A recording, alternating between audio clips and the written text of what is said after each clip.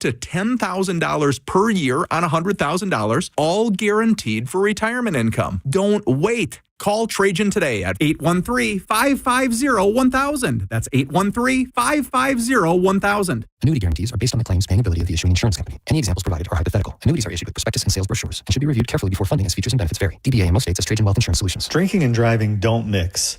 If you've been injured by a drunk driver, we're Bernetti, PA, and we sue drunk drivers. We know you may not have been ready. Call 1-800-BERNETTI. We're ready.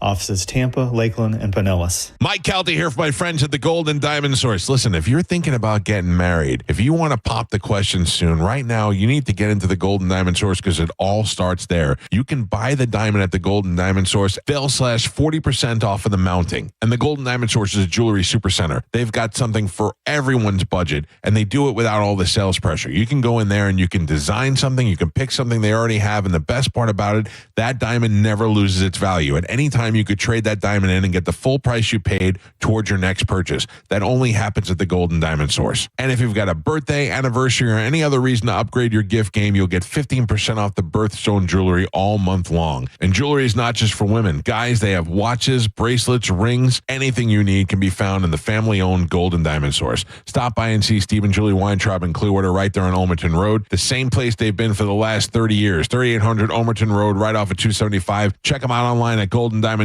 Tell them Mike Calta sent you. When you're hiring, have you ever felt like you're missing out on meeting truly great candidates for your roles? It seems impossible to find them, but they have to be out there somewhere, right? Well, they're not hard to find when you know where to go, and that place is ZipRecruiter. And right now, you can try ZipRecruiter for free at ZipRecruiter.com/radio. ZipRecruiter helps 10 million people with their job search every day. And because these people are actively looking for jobs just like yours, it's easy to find the right person right away. In fact, 4 out of 5 employers who post on ZipRecruiter get a quality candidate within the first day. But if you're not using ZipRecruiter, you're missing out. So see what it's like when the impossible is easy. When you go to ZipRecruiter.com/radio right now to try ZipRecruiter for free. Once again, that's ZipRecruiter.com/radio. ZipRecruiter.com/radio. Never miss out on great candidates with ZipRecruiter. 1025 The Bone. Real Raw Radio. WHPT, Sarasota, Tampa, St. Pete. And 1073 WXGL HD2 St. Pete. Live from the WeatherTight Windows studio. Here we go. All systems go.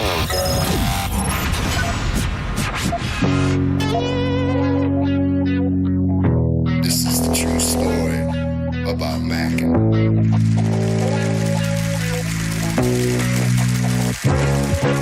Check it. Times are changing, more so each year.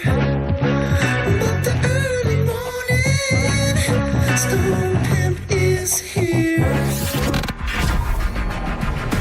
3, 2, 1. People are expecting quite a bit. Gotta figure out how to make money on this. I really want to. I can feel it down in my plums. We're getting a nice bluish hue. Getting ready to take them to the farmer's market. Okay, baby, but don't hurt yourself with that big juicy hog of yours. In hard times, or when a man has worked on a job 30 years, they give him a watch, kick him in the butt, and say, hey, a computer took your place, daddy. That's hard time. And those cars are going real fast and real laugh, son. But he's gay. He's blind. You ready? Oh, wait. So we're just gonna wing it? There's a big difference between winging it and seeing what happens. Now let's see what happens. Now. Right now. Now, it's Senning Show. With your host, John Senning. Well,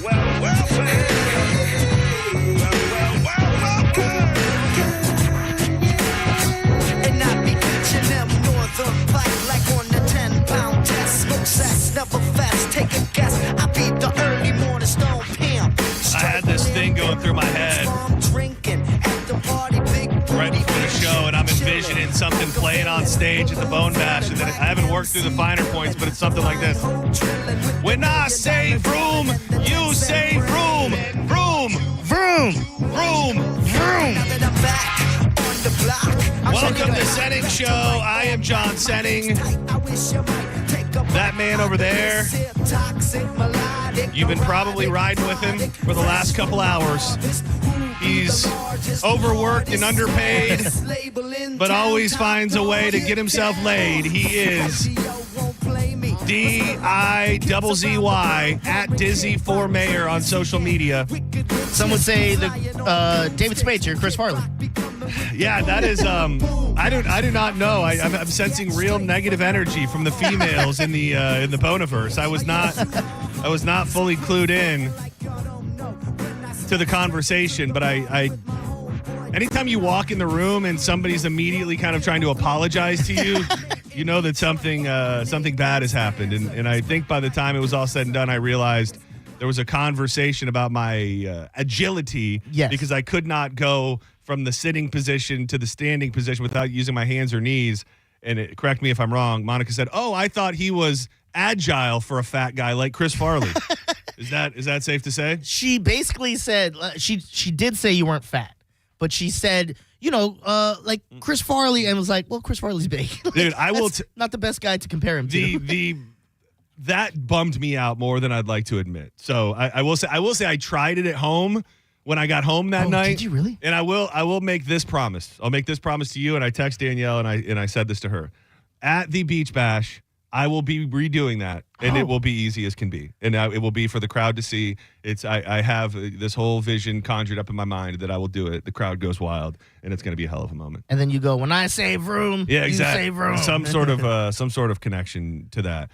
Listen, all I got to say is, thank God for Carmen that she's the only one in the female in the Boniverse that still F's with you. Yeah, I guess so.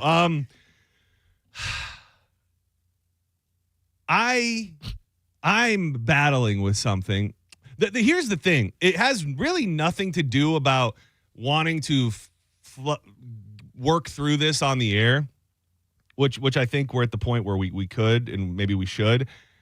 To my core of my being, I hate having outstanding beef with people. Of course. It eats away at me. Even if I, somewhere underneath it all, know that I am wrong, I just don't like unresolved issues in the air. Like, I will always be the one to just come and say, what are we doing? Is this worth us not talking? Is this worth what we're going through and all of that? And I will just come out and say it. And I know that she's in the building, and I know that she doesn't want to talk to me. And I know she may or may not come in here.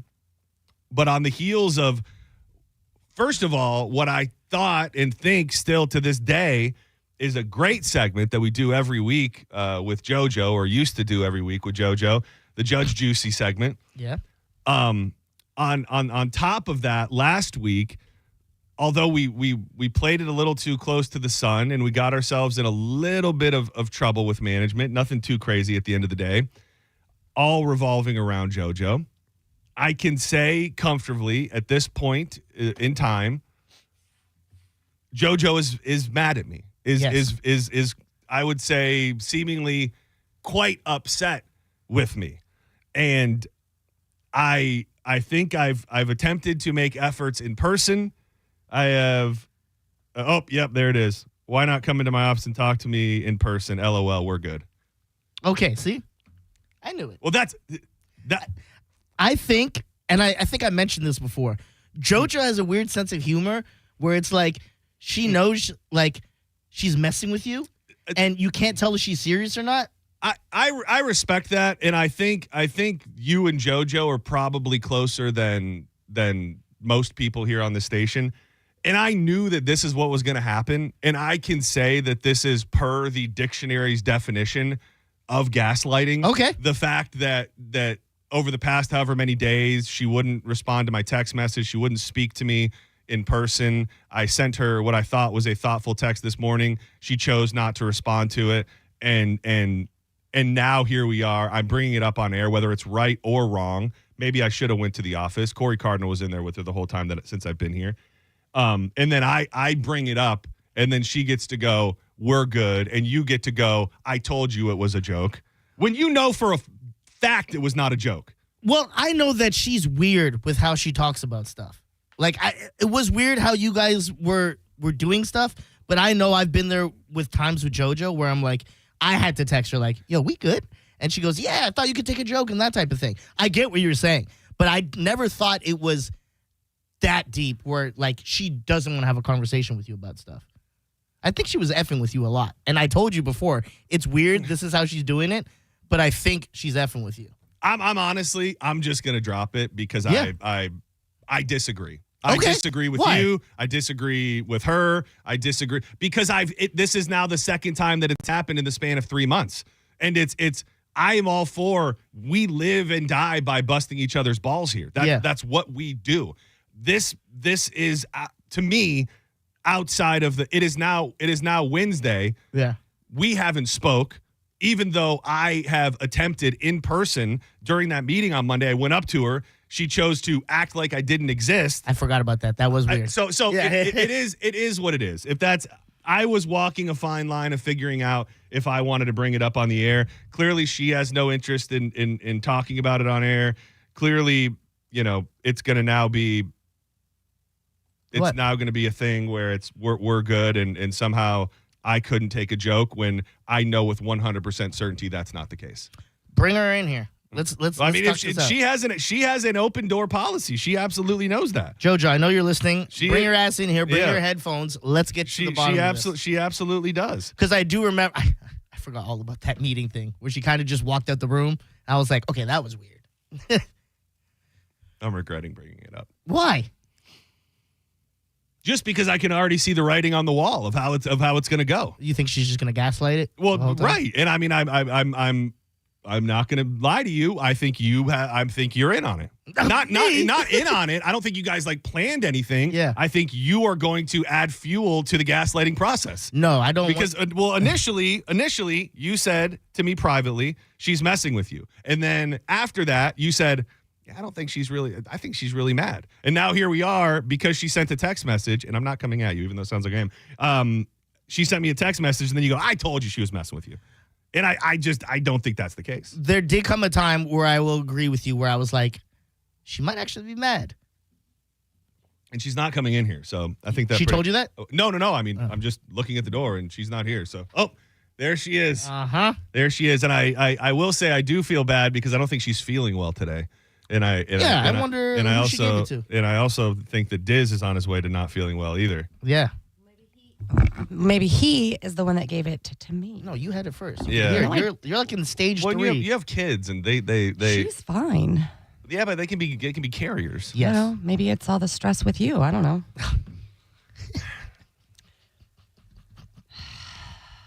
I wasn't going to come in. Why? Because dignify this with an on-air response. What do you mean? So let's just boil it down to the simplest question first and foremost. Are you going to sit before the listening audience and myself right now and say that there is no legitimacy to any problem that you have with me? No. There's no legitimacy. No, I'm not going to sit here and say that. Okay. Oh. Okay. Yeah. Okay. So then there's something. Yeah. So was there something and you just moved past it, or? Yeah, I mean, I am pretty quick to get over things. So what was the thing that kind of caught you up and kind of got you upset or whatever? I mean, do you want me to say it? Yeah. Okay. So if for anybody that was listening on Friday, we got into John's joints. Danielle, So you do know. Well, you texted me right when it happened. Yeah. You texted me right when it happened. So for people that weren't listening, we got into John's joints. Drew came in here while St. Pete Sam was here earlier in the day. It was her last day, and she made an offhanded joke / comment and said, maybe I'll come back to town and we'll do mornings together one day. Which honestly, if anybody in this room is to be offended, I would think it would be Dizzy. So that started a conversation with Drew when he came in, who, under the guise of trying to make me uncomfortable, said, me, meaning Drew, Dizzy, Danielle, and Sam, you get to pick 2 people to be on a morning show with you. Who would they be? And then I think if I could pinpoint the exact moment you got mad, there was something where I said, and I can't really think of anybody else. We don't really have a bench here And then I kind of out of just my ass mentioned the homemade man. Oh, I forgot about and that. then I forgot about that. seconds after that, I got a text message from you. Is it safe to say that was that the Yeah, moment? which there was a lot of levity, I thought, in my text because I sent a GIF.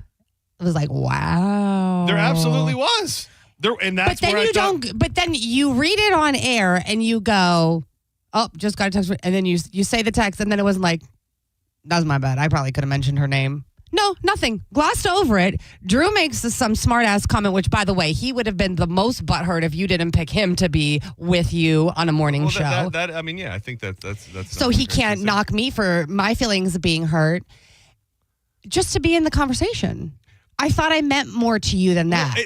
And I think this is the grievance in which I tried to communicate with you. And then it's like, I'm being a little bitch because my feelings are hurt because I don't mean more to you than that. Well, I'm not going to use that word, but I will say, and again, this is in the hope of moving forward through all of this. I've been kind of blown away at your response to it. Like I don't think that you have in any way, because I think you have a thing with me. Why would that be? I don't know. It's your thing with me. I feel like you carry that with you, because that's how I feel. It's because, and you can say, we have Judge Juicy, because what does that do? That's good for you. So I don't think that as a problem. I just think that you have a problem with me. No, hold on. And my personality and the way that I am and things that I say and do, and I just don't think that. Not that you don't like me, but you don't like me. So what so help me work through that. I don't think that you're good enough to be on the air. No, but yet I just want to. Well, because like you said, it's a short bench. I just want to use you for. And by the way, if I can correct this, I don't look at you as being on a bench. I look at you as being on this station. You're on the air every single day of the week. You're on this show every single week. So when I mentioned a bench, to me, that means people that are not really doing anything. You're on the air every single day. I'd love to work with Gio one day. I'd love to work with Carmen one day. There are people that have shows on this station that I would love to work with. I think that comment was completely was taken wrongly. And I also, I don't know. That's an unfortunate. I don't know what my even retort would be for you to say that it's good for me. So that's why I have you here. So I acknowledge that you're good, but you think that secretly I hate you as a person, or I don't want to work with you. Why would you think that? I don't. I mean, you are the first person that I see when I walk in the door every day. I tell you about what's going on in my personal life. We chat. I'm lost. I am completely lost in that you find nothing that happens off the air worth anything. That's not true. Because of two comments that I made on the air. That's not true. Because of two comments that I made on the air, that somehow shaped what you think my opinion of you is. That is insane to me. Okay, then that's insane to you. Well, in this world, in this world of the bone, two comments have made you believe that I do not like you as a person or that I have a problem with you. The thing I have a problem with is your reaction to these dumbass things, like in being ready to just burn it down. I'm not burning it down. I'm here. I talked to you yesterday. You showed me your phone of what Hoppy did, and I laughed, and we chatted for a minute, and I move on from things. I do think it's... I'm going to let it feel away. Sort of too much that you do think he's bringing you on with Judge Juicy just because it benefits the show. He likes working with you. For sure likes working. And you think if I didn't like you, I hate you in my core, but I go, oh, damn, it's just too good not to deal with her for 30 minutes I'm just saying it's another element. Again, it's not, you can't bring in a lot to change it up and add more things. It's the two of you. So it is nice to have different voices and especially a female voice because it's you two. Well, and let me pull back the curtain even further. And this is just the truth. And you know all of this as well. And I think when you text me that initial text message that said you live on a throne of lies, I believe this is what you were referring to. And I shared this with Dizzy. That was funny. I didn't, and it was at the time until I realized it wasn't a joke. Well, it was funny because I thought you were going to go, oh, my bad. I probably should have added her name into the mix. And then you didn't. And then I was like, oh, he doesn't even care. I have to. And then all the things, all the things add up. You just go back. All the things you try to. You are showing some high level ego right now, I would say. Why? Because it just this thought of like. I'm just because blown away. I thought that we had a better relationship, and we do. We absolutely do. Okay. So what I was getting to, and I think this is what you're referring to when you talk about me being a liar or what I said on the air doesn't match in real life. I love the Judge Juicy segments. I think it's often one of our better segments of the week. I have had conversations with our consultants, with people who are in charge about JoJo being more involved with the show on a regular basis, whether it was every day, whether it was an hour a day, whatever it was. It has not come to fruition, but those conversations have happened, and I've privied you to those conversations. And I've had conversations asking you, is this something that you would potentially be more interested in? So to take all of those things connected to our personal relationship and the conversations that we've had professionally about you on the show, for you to be able to take, at this point, 2 things that I've said on the air, let's just keep it to one more recently, and then you go, well, I know where I stand. None of anything else matters, but that I didn't mention you in a bit about a morning show. That's what you quantify our relationship. That's what it's based on. If that's what you think are the only instances. Do you have other instances? I'd love to hear a laundry list. I'd love to know what I have done throughout time that you feel like has made you feel some sort of way. Because I was under the impression that we were like better than good for a long time. Okay, we are then. Then it's me. It's my fault. I'm sorry. Is that gaslighting? Is that No. I'm sorry. Is there something to sometimes your text messages, you can't tell the tone in it, and we can't tell if you are messing with us or really upset? Because you and me have had conversations where I'm like, are we good? And you're like, yeah. Like, you can't take a joke, and I go, there's no LOL in there? Thought you were serious. Well, so I'll add LOLs. I mean, even yesterday when you asked about, you said we're having Matt and Zach on at 2. I said, oh my God, that's so fun. He writes back, want to do 1:30? I said, it's your show. You're okay, then we won't do it. Is that okay? If that's what you want, I'm not going to argue with you. But it's your. I wasn't meaning it to be whatever, and then you just immediately were like, okay, then we won't do it. I'm like, okay, well that's fine. That's your show. I asked you. We're all adults here. We're in the midst of some sort of conflict that you already have acknowledged here today is real. I'm trying to get back on the same page with you, and I say, do you want to do it at 1:30? And then rather than saying, let's do it, yes, I'm not mad at you. We can continue with this. You say, your show. It's your show. It's your show. Well, if that's what you want, it's your show. I don't know. And the fascinating thing about this, and somebody just sent me a DM, and this was my thought as well.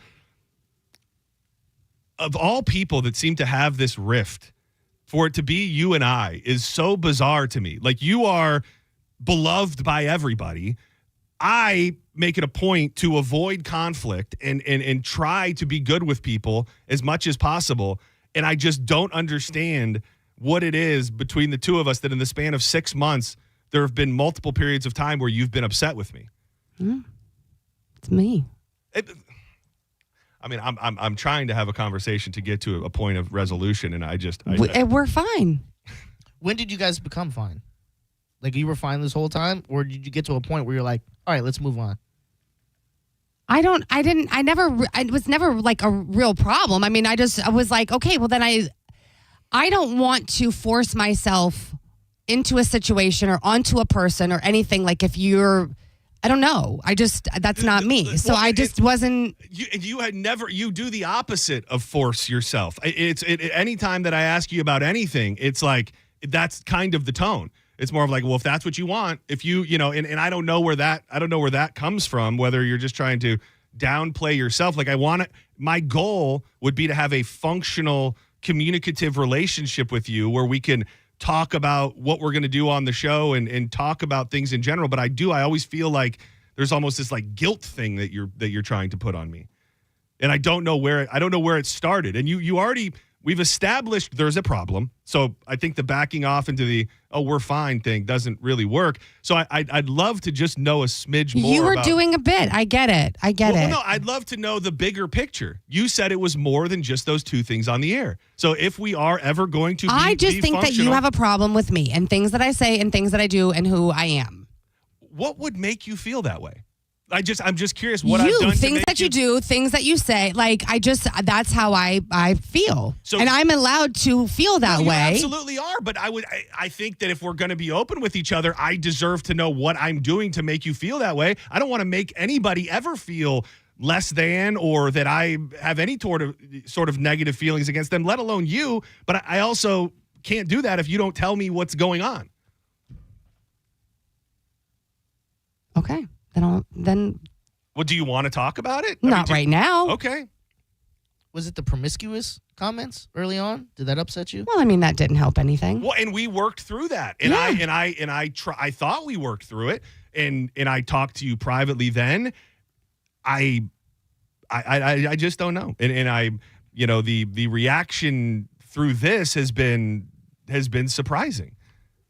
I'll just say that, like, you don't really seem to want to. I do. I think you ended up making it more than it was. I was fine. I text you back. I said, we're fine. You could have stopped by my office. You could have come in. I didn't even see. Did you walk around the other way? Because I didn't see you come in the door. I sent you what She said, did you sneak in the back? He did. I sent you what he walked around the other way because I did not see you flip-flop your way in. I sent you what I thought was an olive branch in the start to a conversation. And yes, you did not but you could have talked to me. Yes, and you did not respond. I saw you in person on Monday morning. You chose to, in a gathering of all of our coworkers, as soon as I said your name, flip your hair around and walk away.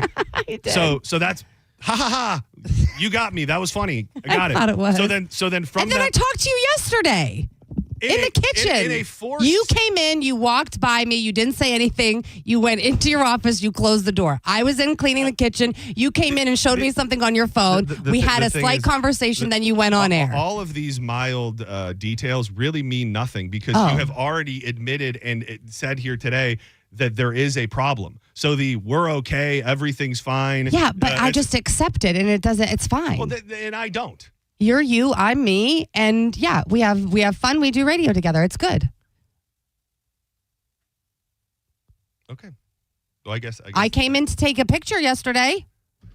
I showed up. I was here. Yeah, you did. You did. I'm not looking to argue the semantics of your behavior and whether or not you have responded accordingly based on what may or may not have happened. I'm clearly reading into things too much. Well, it's not that you're reading into things. It's that everything that happens on a daily basis and has happened for the past however many years we've known each other holds zero weight to you. Because I do not know. We've established that I made a smartass comment early on in this show about you being horny, and I don't even think it was promiscuous. And if I made a comment, maybe that was in the vein that was in. I think I apologized for that, and I accepted. And we're accepted good. the L. I accepted the L. We're now talking about a new issue, and the thing is that I would love in a perfect world to go, okay, we're good, but I feel like now I'm walking on eggshells because I feel like every other thing that I'm going to say is going to send us in a spiral where you're upset. No, I mean, I can't think of anybody else I've had two grievances with in the last 4 months. There's not one. Right. So it's me. So I will do better about communicating and not being such a pussy. You know that just rings true as inauthentic. No. Like every man who's ever been in a fight with a woman has heard the "I'm fine, it's me" a million times over. And we can end on that. And I don't know where it goes. And that's fine. But I would like to get more to the root of... I've never lied about anything. If I said I'm good, I'm good. You haven't lied about anything, but you also won't tell the truth about anything either. I got to be honest. What am I not telling the truth about? You and me never really had a conversation about, like, you and John. He said it earlier. I told him, she's messing with you. And then there came a point where I go, are y'all good? Like, and I didn't want to be the middleman because that's something y'all have to figure out. But there was a time where I was unsure how you felt about him. Not like you hated him or something, but like there might be something there. I don't hate anybody. Because, like, do you think there's something to him feeling away in front of everyone when you turned on him and just walked out? Do you think he knew you were joking? Well, she wasn't joking, when? if I may say so myself. Oh, you... When? On Monday. Oh, in the meeting? Yes. Well, I laughed after you walked away, and I turned back that around. Makes me feel better. As long as you got a chuckle it was out funny. of it. I'm not. Here's the thing. Call it a joke. I'm not broken because of it. I'm more of just, if we got something that is a little bit bigger here that we need to tackle, then I'd rather do that. I'd like to do that. No, you're good. And I will tell you, it is insane to me that you think there is some long-standing grievance I have with you, and that you said from your mouth, the only reason that I want you on this show is because it's good for me. So I'm using you, even though I dislike you as a person, because it's good for me. Well, that would be so crazy for somebody to do. Well, that feels, honestly, that feels like you have no grasp on who I am as a person. And that every personal interaction and personal conversation that we've had over how long has meant nothing. I want it to not be that way from your perspective because I look at you as a friend. I said it earlier. You are the first face I see when I walk in this building. We talk almost every day. I tell you what's going on in my house. I tell you what's going on with my dog. I feel like we connect. We talk about things.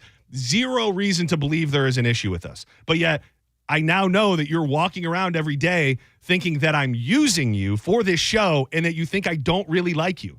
That is crazy. That is crazy for me to wrap my head around. That's what you think every day.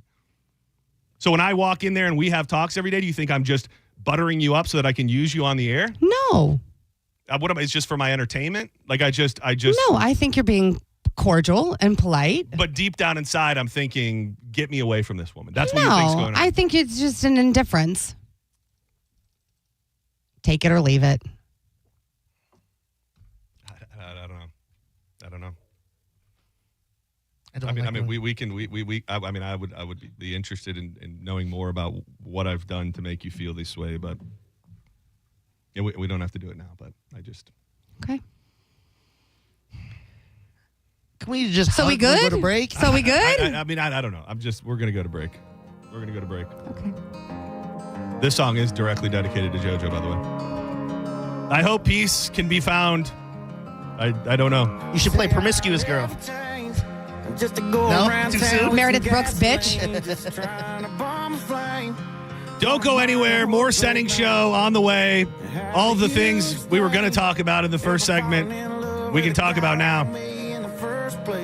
From boiled peanuts to nightmares and much more. I also want to hear from parents who are letting their adult children live with them. The older the kid, the more likely you are to get Busch Gardens tickets. Spring has sprung, and you know what that means? It's officially moving season, a time filled with hours of packing, unpacking, and all that bubble wrap. But the first thing you should do when moving is make sure that the Wi-Fi is booming with Xfinity. It's quick and easy to set up, and then, boom, you'll have your new home hooked up with the ultimate Wi-Fi experience faster than the time it takes you to parallel park a moving truck. Then you'll be back online with the most reliable Wi-Fi with the best in-class equipment from Xfinity. So you can kick back, relax, and stream your favorite movies and TV shows while someone else deals with all the boxes. Because with Xfinity, the only thing you'll have to worry about is remembering where you pack the remote. Make the right and easy move with Xfinity. You can learn more at Xfinity.com. Your mess never do no wrong if I'm so awful. Then why'd you stick around this long? And You're listening to Senning Show on 102.5 The Bone. Download the free Bone app to listen to us anywhere. Sponsored by Mark Spain Real Estate. Get your guaranteed offer at markspain.com. if you want your windows there in weeks, pick up the phone and just text Reese. John Senning here. Are you ready to win $15,000 in new impact windows from Reese Windows? Well, pick up your phone right now and text the word TRUST to 20129. That's TRUST to 20129. Sean Hannity and Jimmy Fallon together. Could you imagine I call Bill Clinton and he picks up, hey, Sean, how you doing? It's your buddy Bill. I see a lot of hot chicks on those Fox programs. It was like student loan forgiveness. Aren't you concerned? You're a dad. Yo, my son is 6'5". He's getting a women's basketball scholarship. Punchlines and Patriots with Sean Hannity and Jimmy Fallon. Saturday, June 28th at Ruth Eckerd Hall. Get tickets now at rutheckerdhall.com. I'm John Morgan of Morgan & Morgan. If you've been diagnosed with mesothelioma, call us now. $30 billion was set aside for meso victims. And in most cases, your claim is settled out of court without a jury trial. Visit forthepeople.com for an office near you. Cat named Mo from Drew Garabo Live. Prime time, baby, for Crunch Fitness. June's begun and you should begin on that summer body. It's the perfect time to join for $1 with enrollment and membership starting at $9.99 a month. Go to crunch.com for over 500 locations nationwide. I'm at Crunch 5 days a week. I have my own personal trainer. There's no reason you can't too. Also, you can work any of the $1 million worth of shiny new equipment on your own. Memberships $9.99 a month and enrollment $4. Hurry off, we're in soon. Go to crunch.com and let's get crunched. Hey, Bay Area, Randy here for Sun Toyota, where the low and locked-in sales event is going on all month long. We've got nearly 1,000 RAV4s, Tundras, Tacomas, Camrys, and Corollas in stock now. Drive select new models with smoking hot prices and low leases available. vehicle. Plus, it costs less to own a new Toyota with 4-year maintenance included. Because when you make it Sun Toyota, we make it happen. Sun, Toyota.com. Call 800-639-3367 for more details. Chloe dreams of high fives and home runs. As a 2-time cancer survivor, she's already proven she's a force on and off the softball field. At Johns Hopkins All Children's Hospital, we believe in Chloe's dream because we share it. Together, every step of the way. Johns Hopkins All Children's Hospital. All we do, all for kids. Sitting in traffic because of an auto accident is frustrating. We should remember, though, that the person in that accident ahead, their life has changed forever. And we may be thankful it isn't us. But if it ever is, call 1-800-BURNETTI. We're ready. Offices Tampa, Lakeland, Pinellas. You put it off all month, but guys, you need to act now. International Diamond Center's amazing free finance offer ends Monday. So if it's time to pop the question, celebrate a big anniversary, or upgrade her diamond, now is the best time. And this is the best way to buy. You can make any purchase and spread your payments over 5 years with an unheard of interest rate of just 0%. 0.0. That's all the way to the year 2030. All designer rings and all certified diamonds are included. All colored gemstone jewelry, all fashion jewelry. Nothing's held back. So act now. Get that $12,000 engagement ring with a hand-picked certified diamond and designer setting and pay just $200 a month. Or that $3,000 diamond eternity band, just $50 a month. While interest rates are up everywhere else, IDC takes them all the way down to 0. So you can go big. But time is running out. International Diamond Center's rate relief ends Monday, June 30th and will not be extended. International Diamond Center in Tampa, Clearwater, Lakeland, and Sarasota. Excludes Rolex. Details and more at shopidc.com. On approved credit. It's Jeff Jr. from Trajan Wealth, and I've got something important to talk to you about, your 401k. If you have changed jobs, there are 2 very important considerations. You don't want to leave your 401k behind, and you don't want to roll it over into your new company plan without consulting Trajan Wealth first. 401ks will often have limited investments or age-based options. Since companies have to make choices to suit all employees, they may not be suited to you, which could cost you fees and money. When you roll over your 401k into an IRA, you not only keep your money growing tax deferred, but you also gain access to a world of investment options specifically designed for you. Trajan Wealth and our fiduciary advisors have helped thousands, and we can do the same for you. Call Trajan today at 813-550-1000. That's 813-550-1000. Advisory services offered through Trajan Wealth LLC, an SEC-registered investment advisor. Hi, this is Steve Hurley, owner of Stingray Chevrolet, where we have completely eliminated the dealer fee. This will automatically save you up to $1,500. You have a choice because at Stingray there is no dealer fee. So when we say relax and enjoy the difference, that difference can save you a lot. If you need to hire, you know it takes time. Well, what if you could meet with qualified candidates the very next day? Now you can with Zip Intro from ZipRecruiter. You simply pick a time and it does all the work of finding and scheduling qualified candidates for you. Then you choose who you want to talk to and meet with great people on back-to-back video calls as soon as the next day. Try Zip Intro for free at ZipRecruiter.com/free. Zip Intro. Post jobs today. Talk to qualified candidates tomorrow. Are you a parent of a 2 to 8-year-old? Listen closely for an exciting offer, then head to abcmouse.com/radio to learn more. By now, you've probably heard of ABC Mouse. ABC Mouse is like a little one-on-one teacher. It has helped her so much. We're offering a promo at abcmouse.com/radio to try it for free for a month, then $14.99 per month until canceled. Go to abcmouse.com/radio to see this offer. That's abcmouse.com/radio. Actual ABC Mouse users compensate for their testimonials, sponsored by Age of Learning. Get to Furman Ford, 24825 US Highway 19 in Clearwater, Saturday, June 28th from 11 a.m. to 2 p.m. Meet up with John Senning. The Bone will be broadcasting live. Win concert tickets to see Jason Aldean, Busch Gardens tickets, and more. It all goes down Saturday at Clearwater's big Ford store. Furman is Ford. When it really matters, choose Farrah & Farrah. Here for you, here for good. Tampa. Now, back to Real Raw Radio. Sponsored by Anajar and Levine, accident attorneys. Call 1-800-747-FREE. That's 1-800-747-3733. You might know nothing, but at least you'll know that thing. Brought to you by Just Call Mo, Tampa's injury attorney. That thing. It's time for That Thing right now on Senning Show. 1, 2, you know what to do.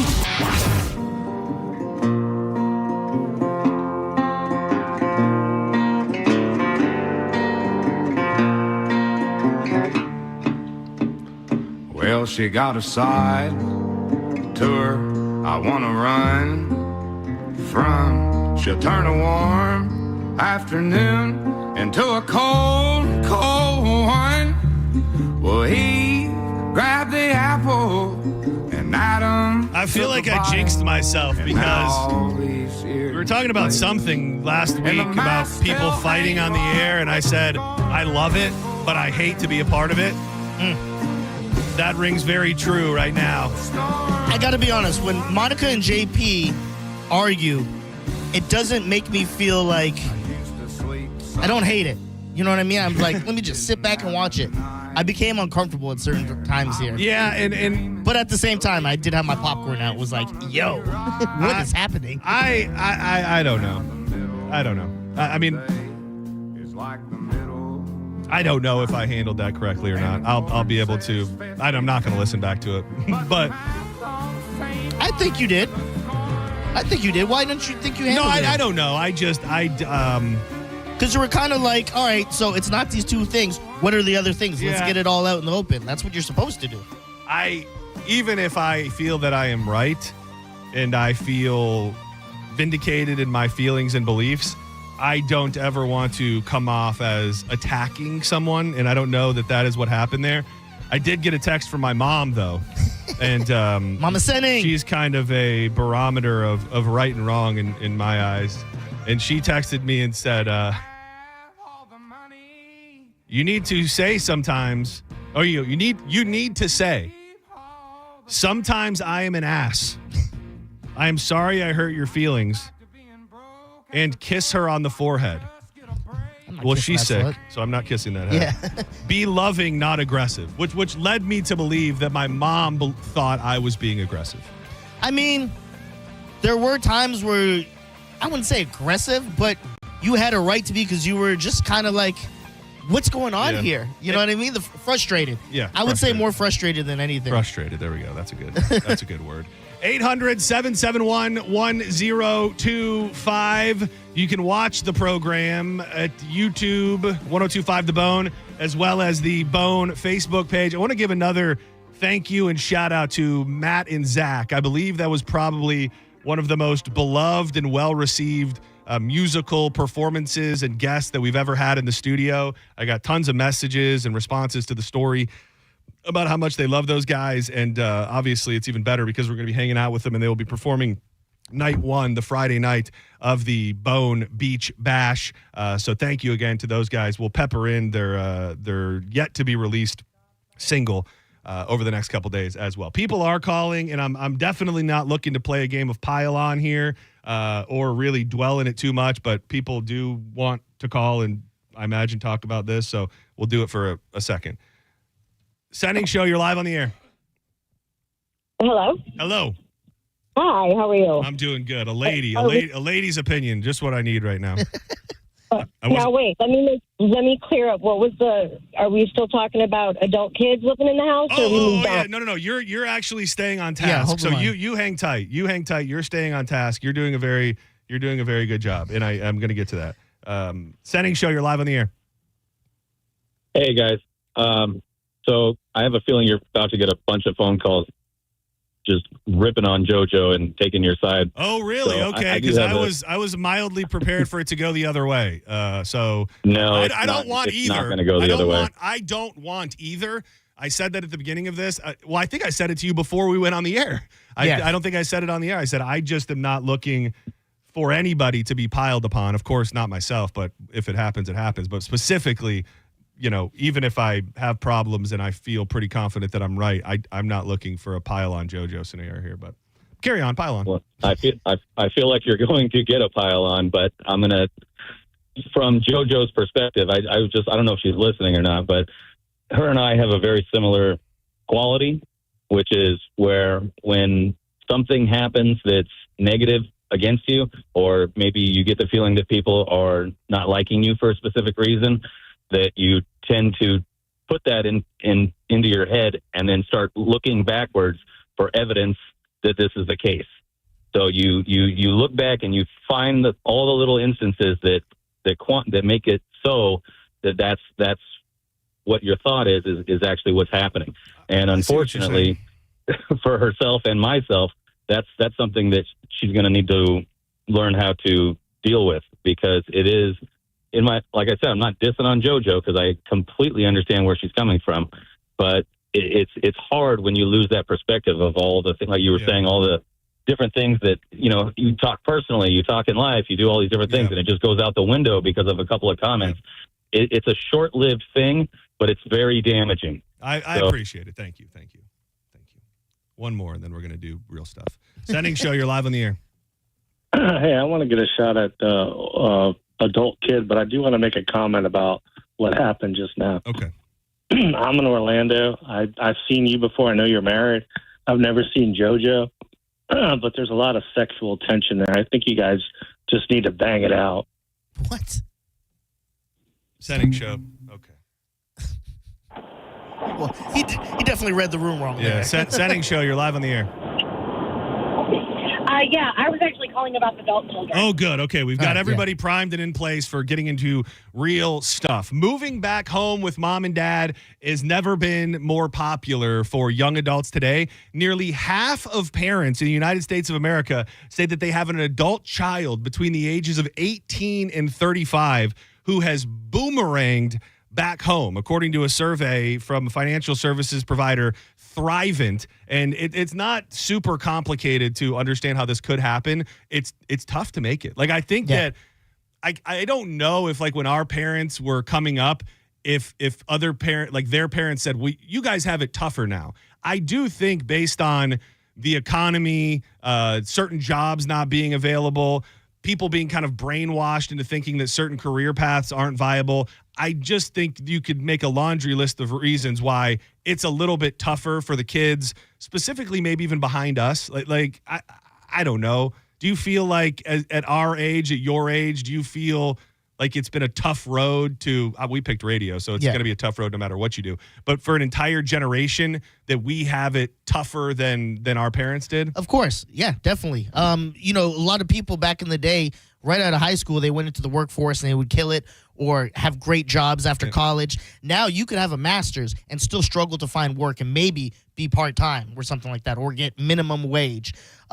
It's definitely, even the cars back then, you could buy a car and it would last you 40 years. And you could buy it for significantly less. And when you talk, I think really the area to dig into here is being able to buy a home, which especially in Tampa right now, it's one of the worst markets when it comes to affordable housing. And I couldn't imagine, like you hear stories of our parents and their parents, and they're fresh out of school or whatever, and they get their first house for, it's so crazy, dude. These people across the street from us, they just sold their house, and it's about $500,000 is what they're ultimately selling it for. But you go back and you look at, they bought it in like 84, 85 for like $30,000. And the thing about that is, I understand the dollar is worth something different now. Yeah. But people aren't making, like, the wage gap between that period of time and this period of time did not grow so exponentially that it makes up for that, $400,000 plus gap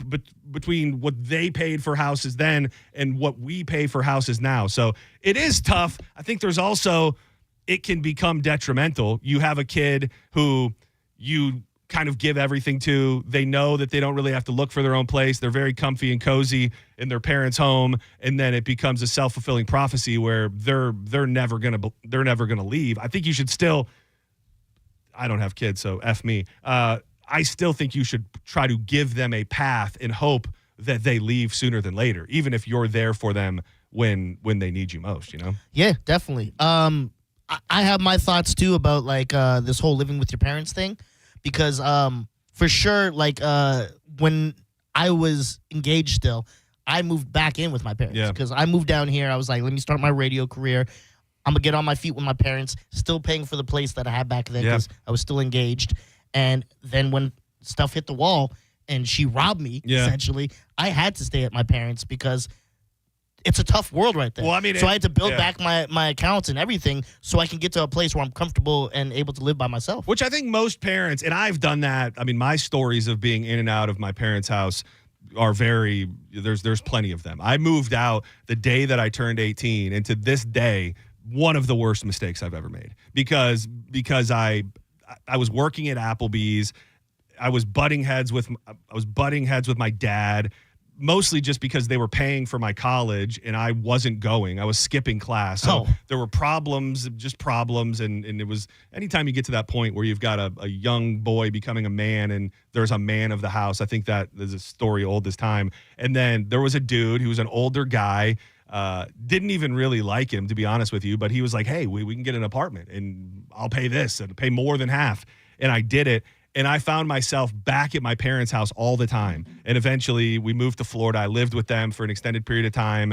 And then even Danielle and I have, since I've worked at this station, I want to make sure I say this right, I've went back to my parents and we lived with her parents for 2 separate periods of time when I was trying to make a go at radio. And I think a lot of parents are open to that. But when kids start taking advantage of you is the problem. Welcome to Senning Show.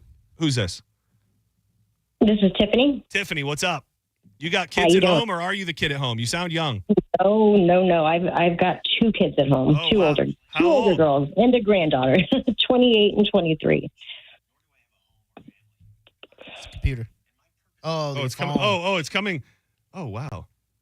Oh, sorry, my AI just started talking to me. Okay, carry on. Your two kids at home. Your AI started talking trash about JoJo. It's like, honestly, she sucks. No.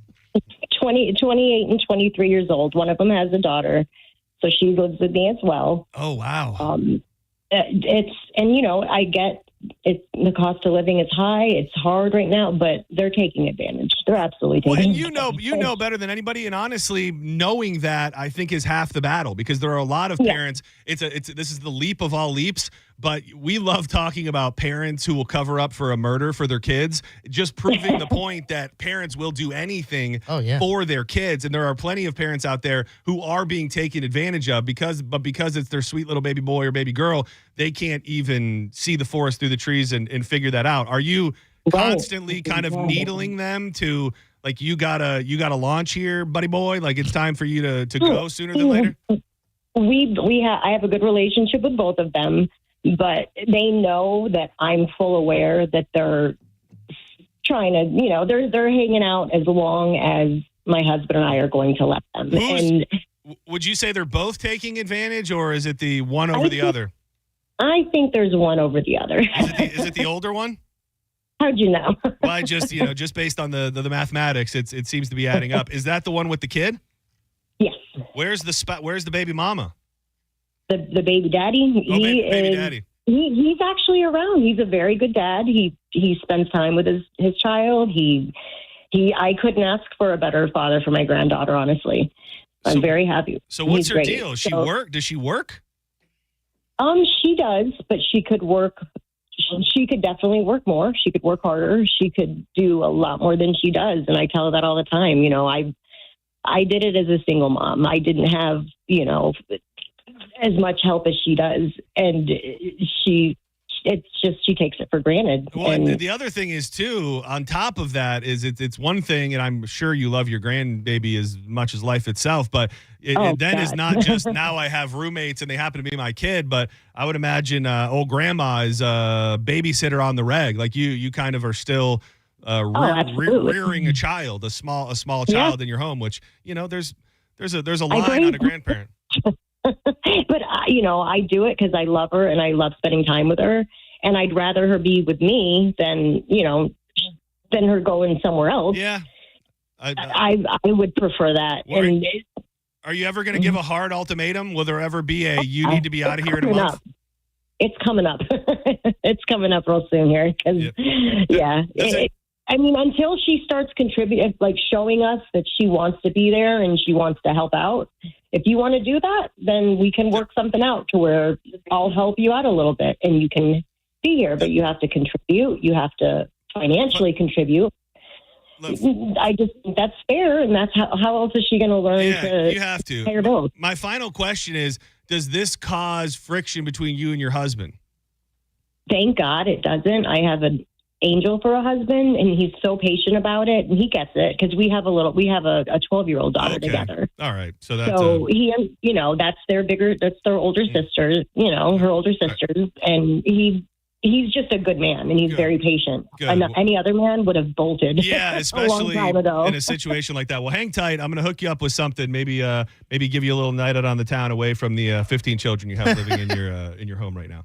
What were you? Do you remember what you were going to say right before I took that one? No. Yeah. I don't remember anything. Senning Show, you're on the air. We're talking about this article that pretty much focuses on the fact that nearly half of parents in the United States of America have an adult child between the ages of 18 and 35 living with them. Who's this? This is Rhiannon. Rhianna? Rhiannon. Rhiannon. Like the Fleetwood Mac song. Oh, yeah. That's that one of my good song. That's one of my favorite songs. You should open with that, yeah. I usually do. It depends on the person's age, and usually I'll open with that part. Well, go ahead, Landslide, or whatever your name was. Rhiannon, what's on your mind? You got kids still living in the house? Well, I do have kids living in the house, but I'm also a kid that had to go back to their parents' house, and I'm 45 almost. Why did you have to go back, if you don't mind us asking? I was married for 23 years, and last August he decided he was done, and he was going to go live with two women that were the same age as our oldest daughter. Oh no! Wait, so what a stud! Did he get? I'm into sorry, I'm on your side. I'm yeah, your side. I wish. Did he get into is it a polyamorous relationship with two young women? I didn't dig too much into what the relationship was or became. He met him on an online game that he was playing, and then apparently he decided that grass was a lot greener than what he had. And so he decided he was going to tell me he wanted a divorce and moved out, and he regrets it to this day. But I told him, don't you dare come back. So you got out of, you obviously that was a period in time, and now are you saying you're back on your own and your own kids are living with you? Kind of, no.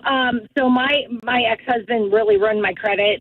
This has only been since about a year ago. So my mother let me move in with her with my 13-year-old special needs child. Oh, wow. And she's let us live with her.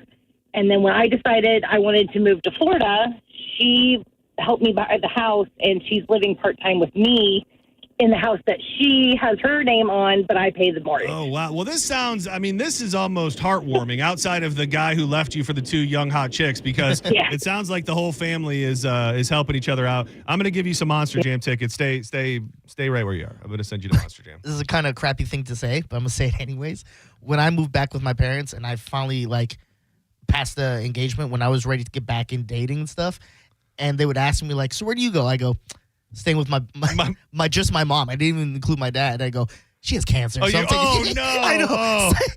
That was my way around it. Go, I'm just going to lie and say she has cancer. You probably could have avoided the cancer, just said, I'm taking care of my mom. Yeah, I don't know why I went hard cancer. Well, sometimes you got to lean into it. Yeah, sometimes you got to really, cancer. Imagine if I really got serious with someone and then they saw my mom, they're like, you're fighting the good fight. Or they're like, oh my God, I'm a nurse at a cancer facility. I would love to meet her. I would love to. And you got to go to your mom and be like, Mom, I need you to shave that head. I need you to help me out a little bit. I need you to help me out here. That was tough when we moved to Florida and I was living with my parents. At that point, I'm a 19, 20-year-old, still single at that point. So I remember that being another thing that became problematic. It was still, when I was a grown-ass man, 19, 20, I was 20, I think, at the time.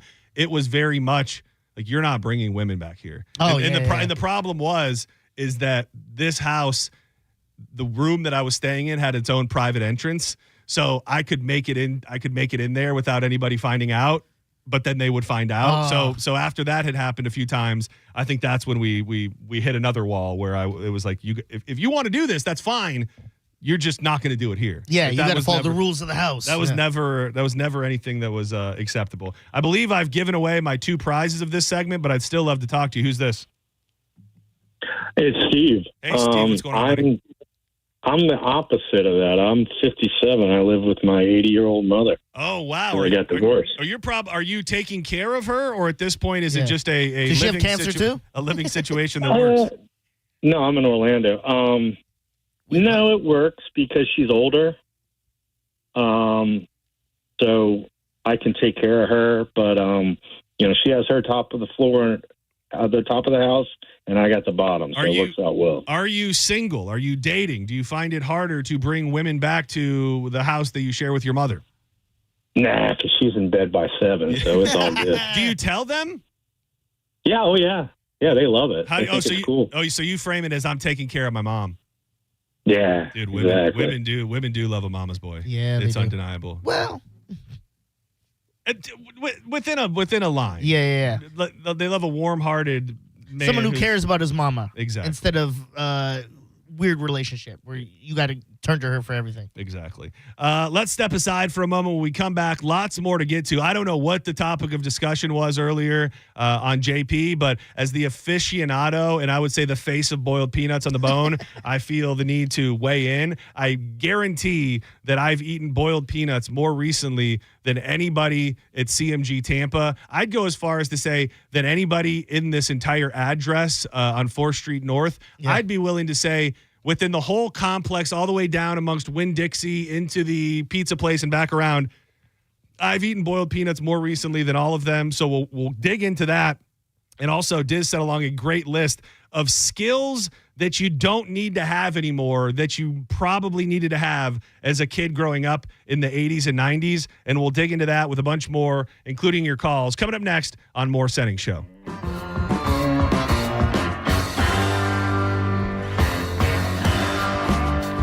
You like saving money? You like taking the power away from the power companies who are only going to raise your bill until the ends of time? Well, you need to go solar with Solar Bear. The average Solar Bear customer is saving over $2,000 a year by switching to solar. Solar Bear is a local company that's been in business for over 10 years. Storm season is here, which means going solar with the backup power is a great idea. You won't have to mess with a generator. You'll be good to go. A lot of people lost their natural gas lines and couldn't find gas when they needed it most last hurricane season, so that's a great option. And right now, when you go solar, you will have no payments for the first 12 months with Solar Bear. So the power bill comes way down, no payments for 12 months. That is right, 12 months. Give them a call today for a free estimate or visit them online at solarbear.com. Everybody seen the thing I changed since I quit drinking. Dropped on my bad habits and started back thinking. You're listening to Senning Show on 102.5 The Bone. Let's have some summer fun in the summer sun, Bone fam. It's the Neutral Summer of Music, presented by Neutral. Win tickets to some of the summer's biggest shows, like Thomas Rhett, Katy Perry, Jason Aldean, and more. Plus, score Neutral summer gear, including hats and coolers. Scan the QR code at participating Florida Circle K's, Miller's Ale House, or at the Blind Goat in Tampa to enter. Neutral. Keep it tasty. Visit theboneonline.com for more details. Injured? Take back control of your life. Call Anajar and Levine, accident attorneys at 1-800-747-FREE. Accidents don't just happen between the hours of 9 to 5. That's why we make ourselves available to talk with you 24/7. For a Farah fight, day or night, you know who to call. Farah and Farah, Tampa. When you hear the words Good Greek, you might think moving and storage. I don't blame you. I mean, it's in their name, Good Greek Moving and Storage. But did you know that they are the world's only full-service relocation company? They provide everything from realty services, moving, storage, Good Greek Van Lines, providing long-distance moving across the U.S. and the world. There's Good Greek Insurance, Good Greek Lending, homeowners, auto insurance, and mortgages. You can get a free moving quote and learn more by going to goodgreek.com. You've put it off all month, but guys, you need to act now. International Diamond Center's amazing free finance offer ends Monday. So if it's time to pop the question, celebrate a big anniversary, or upgrade her diamond, now is the best time. And this is the best way to buy. You can make any purchase and spread your payments over 5 years with an unheard of interest rate of just 0%. 0.0. That's all the way to the year 2030. All designer rings and all certified diamonds are included. All colored gemstone jewelry, all fashion jewelry. Nothing's held back. So act now. now. Get that $12,000 engagement ring with a hand-picked certified diamond and designer setting and pay just $200 a month. Or that $3,000 diamond eternity band, just $50 a month. While interest rates are up everywhere else, IDC takes them all the way down to zero. So you can go big. But time is running out. International Diamond Center's rate relief ends Monday, June 30th and will not be extended. International Diamond Center in Tampa, Clearwater, Lakeland, and Sarasota. Excludes Rolex. Details and more at shopidc.com on approved credit. Hi, this is Steve Hurley, owner of Stingray Chevrolet, where we have completely eliminated the dealer fee. This will automatically save you up to $1,500. You have a choice because at Stingray there is no dealer fee. So when we say relax and enjoy the difference, that difference can save you a lot. Now is the time to check your homeowner's insurance and ensure that you're covered before the next storm hits. Italiano Insurance can help give you that peace of mind. Even if your mortgage company doesn't require flood insurance, your home could still be at risk for flood. And now's the time to make sure your family is fully protected. Call 813-877-7799 or visit ItalianoInsurance.com today. Italiano Insurance, serving our community for over 60 years. Downtown St. Pete got a whole lot thirstier. It's the grand opening of Thirsty First at our new location on Central Avenue. Catch the UFC fights, cruise through a DJ, or relax in the upstairs VIP lounge. There's something for everyone. Come check out our new vibe. You're gonna love it. Thirsty First. Enjoy revved up summer savings at Crown Hyundai. Get financing as low as 0%. Buy with zero down or make no payments for a year on over 700 new tariff-free Hyundais. Drive a new 2025 Hyundai Tucson SE for only $259 a month. All are backed by Owner Assurance, America's best warranty, including a 10-year, 100,000-mile powertrain limited warranty. Crown Hyundai, the better way to buy and service. Visit CrownHyundai.com. With approved credit, 36-month lease, 10K miles a year, $59.99 due at signing plus dealer fee and electronic filing fee. If you or someone you know suffered any injuries involving a deployed airbag, you could be entitled to compensation. Morgan & Morgan has already recovered millions. Get America's largest injury law firm fighting for you. Visit forthepeople.com for an office near you. It's officially time for Zero Res's annual summer sale. Take advantage and get 15% off all cleaning services. That's 15% off carpet, air ducts, area rugs, and more. Mention my name, Galvin, to secure this deal today or book online at ZeroResTampaBay.com. Paid for by Hims & Hers Health. Hims & Hers weight loss is not available everywhere. Compounded products are not FDA approved or verified for safety, effectiveness, or quality. Prescription required. Restrictions at 4hers.com apply. Wegovy and Ozempic are not compounded. Trying to lose weight? It's time to try Hers. At 4hers.com/radio, you can access affordable, doctor-trusted weight loss treatments tailored to you. These include oral medication kits and personalized compounded semaglutide, the same active ingredient that's in Ozempic and Wegovy, but at a much lower price. So you can lose weight for less money than you'd spend on name-brand drugs. Through Hers, pricing for personalized compounded semaglutide starts at just $165 a month for a 12-month plan when paid in full upfront. No hidden fees, no membership fees. Plus, the process is 100% online. If prescribed, your personalized plan ships free directly to your door. Reach your weight loss goals with help from Hers. Get started at 4hers.com/radio to access affordable, doctor-trusted weight loss plans. That's 4hers.com/radio. FORHERS.com/radio. Are you looking for the best advice on home financing? Tune in every Saturday morning at 11 o'clock on 102.5 The Bone. With over 35 years in the mortgage business, the Loan Arranger is your key to smart financing.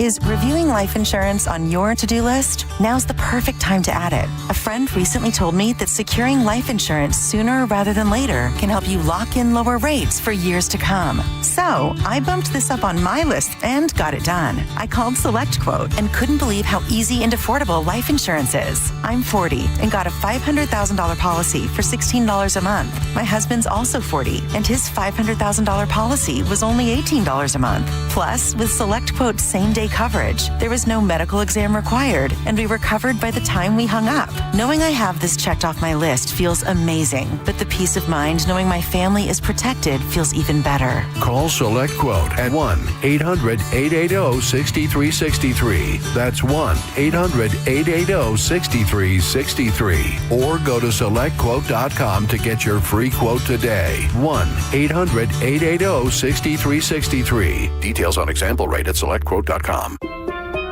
Here at the Almond Joy Factory, where tropical vibes abound, we use soft, fresh-tasting coconut. The crunchiest almonds and delicious chocolate candy. Ah, but do you know what our most important ingredient is? Sometimes you feel like a nut. Sometimes you don't. Almond Joy's got nuts and something even way better than that. Yes, Almond Joy is made with almonds and joy.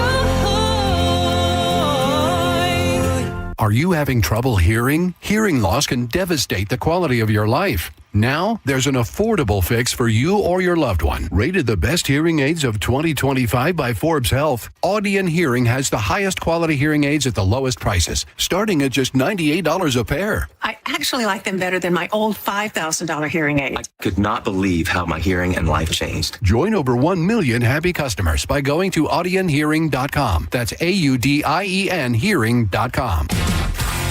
1025 The Bone. Real Raw Radio. WHPT, Sarasota, Tampa, St. Pete. And 1073 WXGL HD2 St. Pete. Live from the WeatherTight Windows studio. And now, back to Senning Show. With your host, John Senning.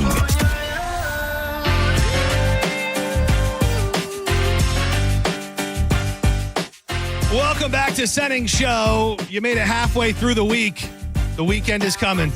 It's coming, I promise. 800-771-1025. Watch the program on YouTube, 1025 The Bone, as well as the 1025 The Bone Facebook page. Get in the chat. Say something nice. Say something mean. Tiza Energy. This product I believe in so deeply, so strongly, because I use it every single day. It is a pouch that you dip between your cheek and your gum.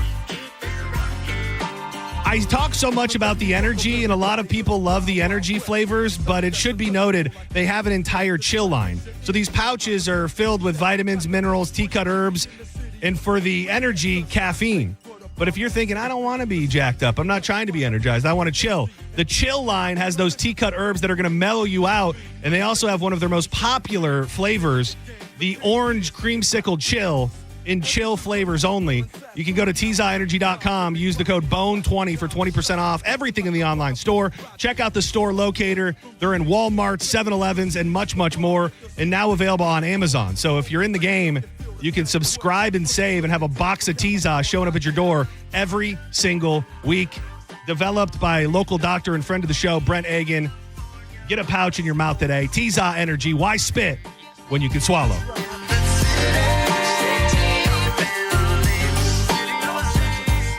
So I'll just come right out and say it. Before I even knew that you guys were talking boiled peanuts today on JP, and I saw some people in the chat bringing it up, I had boiled peanuts for what I would call my breakfast this morning. No way. So I had boiled peanuts last night. I had to stop by the store to get a couple things for dinner. We had a real nice spaghetti squash dish, and when I was there, I thought, you know what sounds nice? A boiled peanut appetizer. So as soon as I got home, and really boiled peanuts are great for a million different reasons. I love it to just get rid of things in the fridge. So I take a couple cans of boiled peanuts. I take some jarred jalapenos, some pickles, some pepperoncinis, some carrots, and I throw it all in there. So I had some last night, and then this morning when I woke up and made my way to the fridge, I thought, let me pop a couple of these bad boys in my mouth right now. Yeah. So I feel as if I hold the title for boiled peanut aficionado here on The Bone. You definitely do. If there's anyone I have boiled peanut questions for, I go to you for the answers. Who was JP asking questions? How did it get brought up? I forget how he mentioned it, but essentially he never heard of boiled peanuts. Oh, dude. And we're like, what do you mean? And I get that it's more of a southern thing, but like the amount of times he's been down here, it's crazy that he's never heard of boiled peanuts. I will say, it is fascinating what a delicacy in the South it is and how it seems to only stay down here. Because I feel pretty confident saying, moved down here when I was, 19, 20-ish. I'm fairly certain, if not positive, I had never heard of a boiled peanut before I moved to Florida. Really? I mean, do you think that you knew about boiled peanuts when you lived up north? That's a good question. Probably. Well, I was so young then, Yeah. you know what I mean? So it's not like I knew much of anything when I was up there. But like the amount of times JP, well, I know Roger and JP work. But I mean, here what would you say? regularly. They just be like, you just notice them inside a gas station? Yeah, you they imagine are you just in go there. in and grab some stuff and you go, boiled peanuts, what the hell is this? And you might try it or at least open up the tin to see what it looks like. Dude, and I don't know how many boiled peanut lovers we really have out there. And by the way, shout out to Hawks. If you're out there, Hawks Boiled Peanuts. We were chatting months ago when we were on a real boiled peanut kick, and you were going to bring us some, and we were going to link up. I'd love to do that sometime in the next couple weeks. But dude, one of my sleeper recipes for the hardcore boiled peanut people out there, and I think I might have mentioned it before. So Grillo's Pickles they paired with V8 and they made a Grillo's Pickle Bloody Mary mix. The ultimate addition to your boiled peanut boil. You like Bloody Marys? Oh, I love Bloody Marys. Dude, I just have this thought in my head so often that you're younger than me, that I was about to say, well, when you grow up a little bit, you'll learn to appreciate a Bloody Mary, but you're already a grown ass man. If you don't like Bloody Marys, I'm not sure that it's coming for you. Yeah, well, I don't even really like tomato slices on things. So to drink a whole Bloody Mary, which is just, isn't that tomato juice with vodka? I mean, I feel like you're simplifying. the greatness of a Bloody Mary. I mean, it's not great. First of all, tomato juice would be the base, but then you often have different hot sauces. A lot of times there's horseradish, black pepper, and then the best thing about a Bloody Mary is all the accoutrement. You got the what? Accoutrement, the pickled green beans, the pickled asparagus, you put a carrot on there, an olive, a lime. They should just put Brussels sprouts in there. Let's get all the worst things and put them in there. A Brussels sprout on a skewer in a Bloody Mary, dude. A Brussels sprout Bloody Mary. You say that jokingly, it's on. No, dude, I would eat that in a second. I'm having Brussels sprouts tonight. At the beach bash, I'll have a Bloody Mary with you. Dude, that'd be nice. I'll have a nice cold. It's supposed to be like ice cold, right? I mean, best case. I mean, warm tomato juice in general. Not really. That's a good point. Yeah, not really a sexy. That's more thing. of a soup. Yeah. Yeah, dude. I'm telling you, Saturday morning, because Friday will probably go hard. So Saturday morning, we're gonna do the Senning Show Wake and Bake Beach Hang on Saturday morning at the Beach Bash, and I think I think that would be a great opportunity to either grab one or let me make you one. Yeah, Nicole loves Bloody Marys, and there's the other thing that I tried it for the first time in Colorado. It's like beer and tomato. Is that the chelada? I think so. I think that's what it is. Disgusting. I don't know how anyone does it. Yeah, the chelada. Chelada is a Mexican beer cocktail that typically includes Mexican lager, lime juice. Oh no, maybe that's not it. I don't know. It looks. No, I don't think that's it. What is it called? No, because it looks gross. First of all. It's called something. I can't for the life of me. I will tell you the one thing that is gross to me is people that use Clamato, and I think my mom is one of them in Bloody Marys, which is tomato juice and clam juice mixed, which sounds absolutely. Oh no, it's not a chelada. It's a michelada. I think so. A michelada is a Mexican beer cocktail that shares some similarities with a Bloody Mary, specifically the use of a spiced tomato base. However, it differs in the fact that he uses beer instead of vodka. Yes, I tried that. Yeah. Out of a can? No. It was made. Yeah. So you're not a tomato guy. I mean, I think that's the first hurdle to get over. If you don't like tomatoes, then that's probably not going to work. Yeah, there's not a lot of things I will enjoy tomatoes on. Like I know when I was younger, I absolutely would say hold the tomatoes. Now that I'm older, like on a burger, I don't mind it, especially if it's Wendy's where it's like the hot with the cold. They got a kind of a good tomato. Yes. That is the other thing that for me and tomatoes, we are in almost completely flip-flopped positions where growing up, tomatoes as a side dish in the summer was almost a guarantee. Like when we had a meal, there would be fresh sliced tomatoes with black pepper on the table, and they were money. For whatever reason, and I don't know if I'm just getting them in the wrong place, I feel like it is almost impossible to find a damn fine tomato here in the state of Florida. So I just, rather than order it and take it off, I get pretty much all my subs without tomato, my burgers without tomato, just because I feel like there's a guy, I don't know if you've ever seen him. I think his name is like the Sandwich King. He's on Food Network. Okay. And he's the Sandwich King. And I watched an interview with him where they said, what ingredient gone bad can ruin a sandwich more than any other ingredient? And his answer was a bad tomato. And that really stuck with me because I think when you get one of those tomatoes that's like mealy and mushy, it ruined the whole damn sandwich. And they kind of taste like fish, as bizarre as that is. Yeah, I would say the other one I would add to that, it's avocado. If avocado's not good. Oh, if it's not good. Yeah. If it's going to ruin a sandwich. Well, that too. And it goes bad quick. Well, I mean, you're talking about brown. You're talking about brown avocado or brown guacamole. Then that's at least you know it's bad right away. You look like a guy who will pop a baby tomato in his mouth. Oh, dude, are you kidding me? Yes, absolutely, all day long. I can't. I got baby tomatoes on the counter. I'll eat it and it'll explode, and I'll go, this is disgusting. Oh, dude, I love it. That's the best tomatoes you can get. Those little sugar bombs, or that's what's up. Senning Show, you're on the air. Hi. It's disgusting. It is not boiled peanuts. It is peanut soup with the shell on. Come on, guys. And then you turn and speak of tomato juice and oh my God, not today. Where are you from? Where are you from originally? Not here.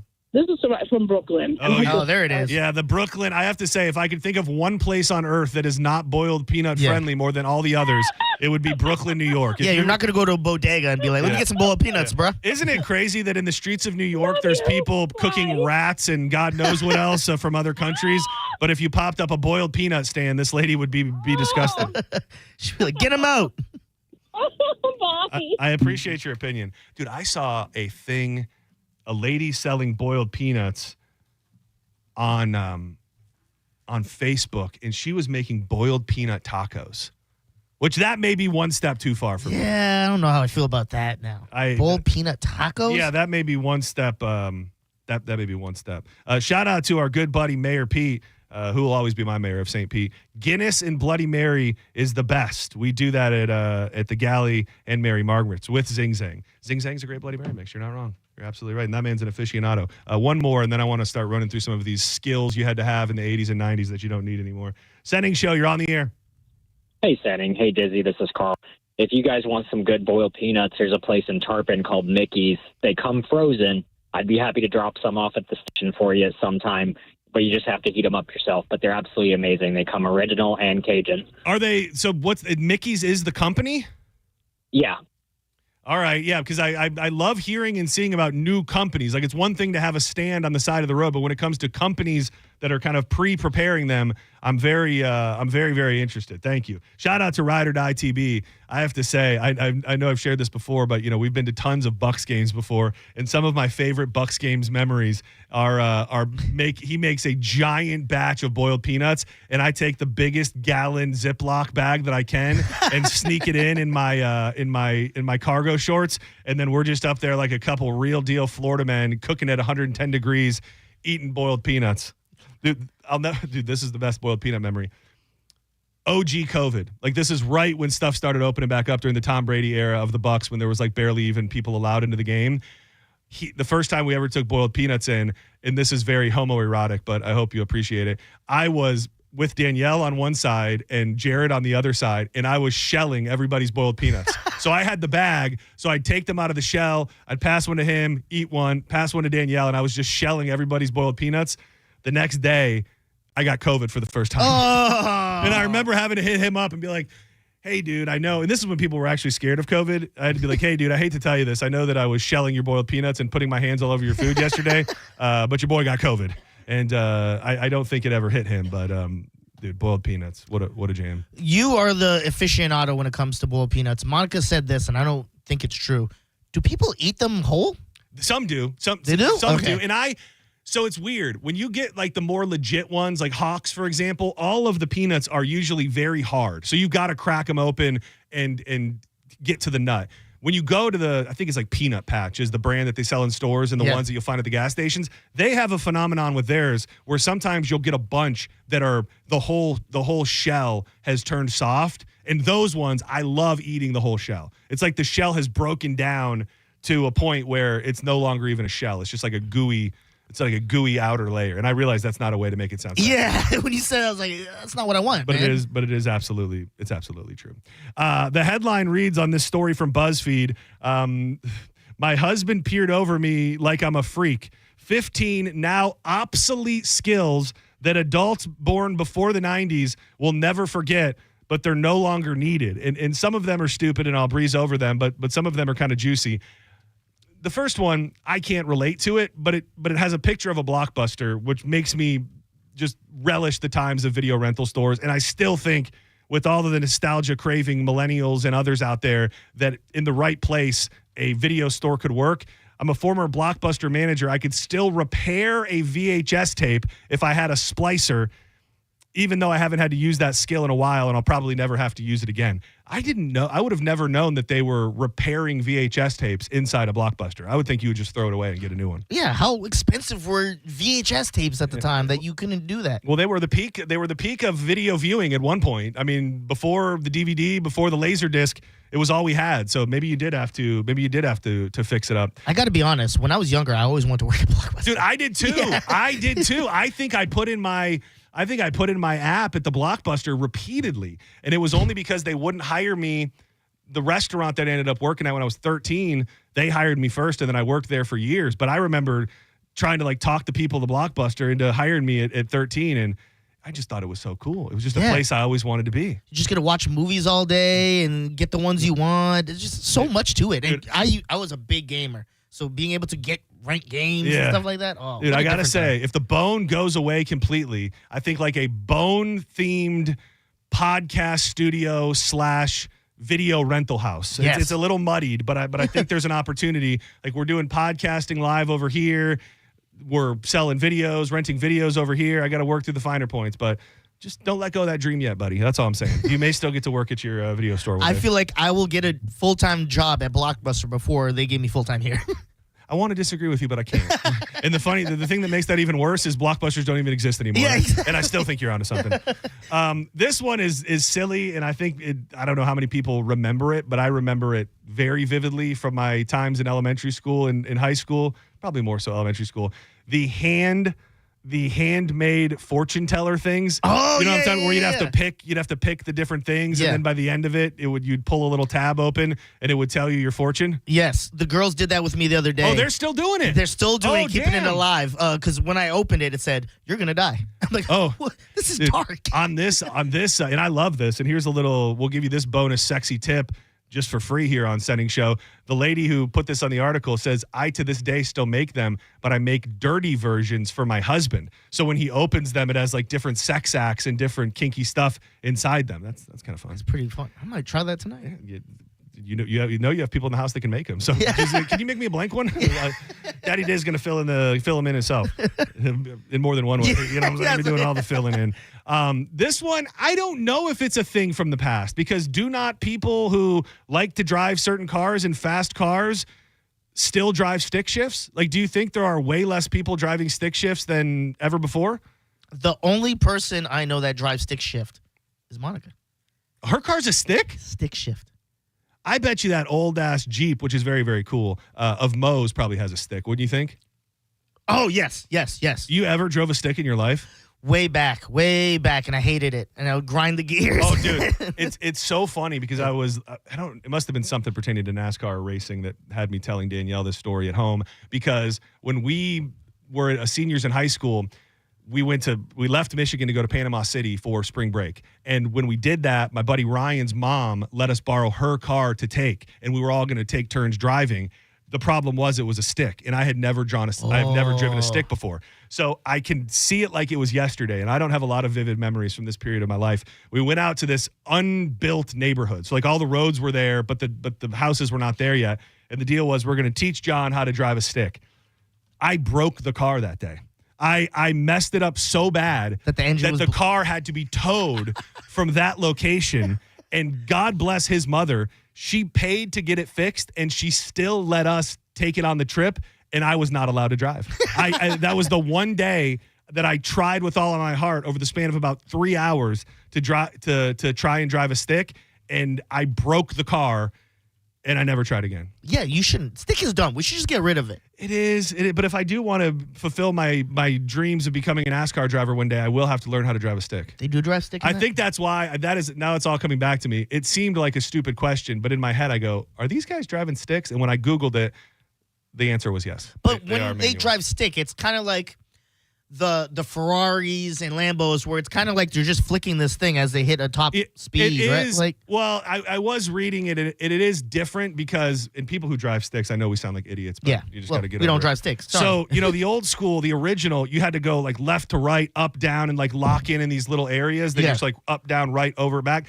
The NASCAR cars I read, they're all back. It's just back and forth. So it's not exactly what you said with flipping a switch, but it's just first, one, second, two, third, so you are just going back and forth rather than Would you ever try driving stick again? I would try it if somebody, I think it's probably a cool skill to have if somebody would have to be okay taking me out and letting me potentially ruin their vehicle. That's what I'm worried about. You have to go teach me lessons. I got to go through like a driving class with someone. It's like the, you know what they say, you do a circle on your stomach and pat your head at the same time. Yeah. Whatever that skill is of being able to do, like I'm driving, I have to focus on the clutch, the gas, watching where I'm going, steering the car, and now I'm going left, right, up, down at certain times. I kind of feel like my brain does not have that capability. Yeah, especially when I just want to focus on the song I'm playing. Exactly. And wherever I'm going. I'm just cruising. Yeah.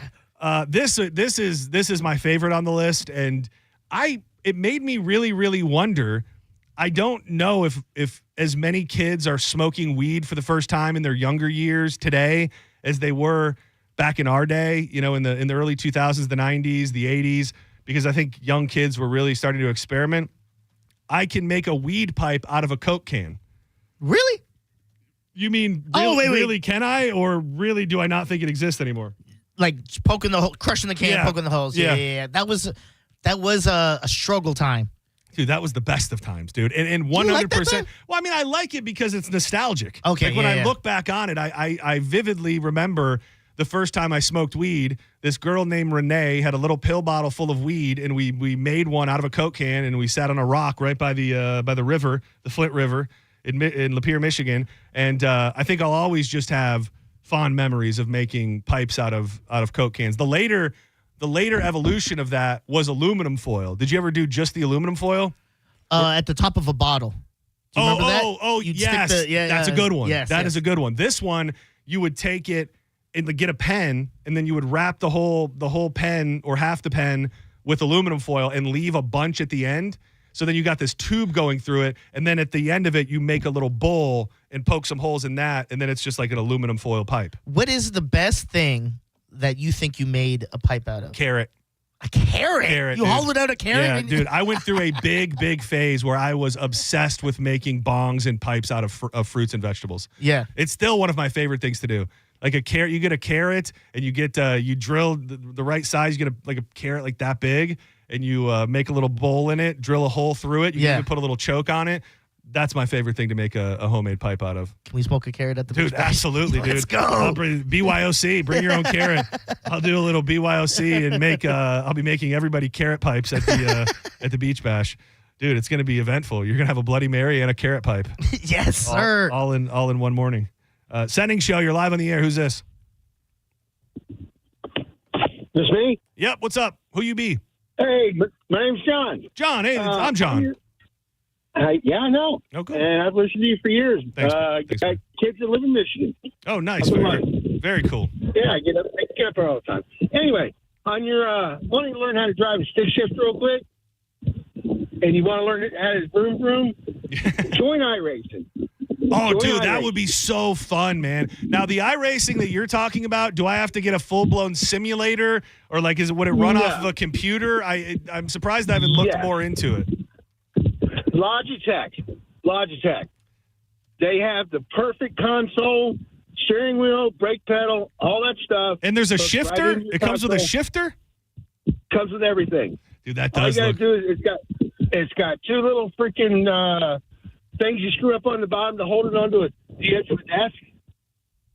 My son has been doing iRacing for almost 20 years now. Oh, damn. He wins truck championships. He never got to drive a race car. I worked for Goodyear in the 80s, but he never got to drive a race car. But he does that, and he does it every week. That does sound fun. That sounds fun. I appreciate you saying that, because I did think... So Danielle and I one time got into this video game called It Takes Two. You ever heard of it? Yes, I love that game. Dude, that's a fun game. Yeah. And we got so into that game, and I thought it was such a fun thing to be able to do, to have something to play together, and it's like puzzles and stuff. And recently I said to her, what if we got dual racing setups with the wheel and the pedal and the whole thing, and then we could race race each other and race everybody else on NASCAR games. I have a nice Xbox. That guy said, I'm not trying to go pro. Yeah. Necessarily, but I think that'd be pretty sweet to have legit racing setups and play NASCAR. But then you got to learn the stick. I would have to learn the stick, but what better way to do it without ruining someone's vehicle. Yeah, without the repercussions. Yeah. I like it. I do have multiple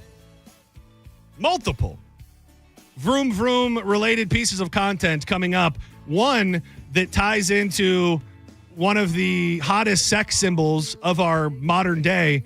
And second, a great way where we're going to be able to be interactive with each other, Diz, you and I, and with everybody who's in the Vroom Vroom community over the next few weeks. So don't go anywhere.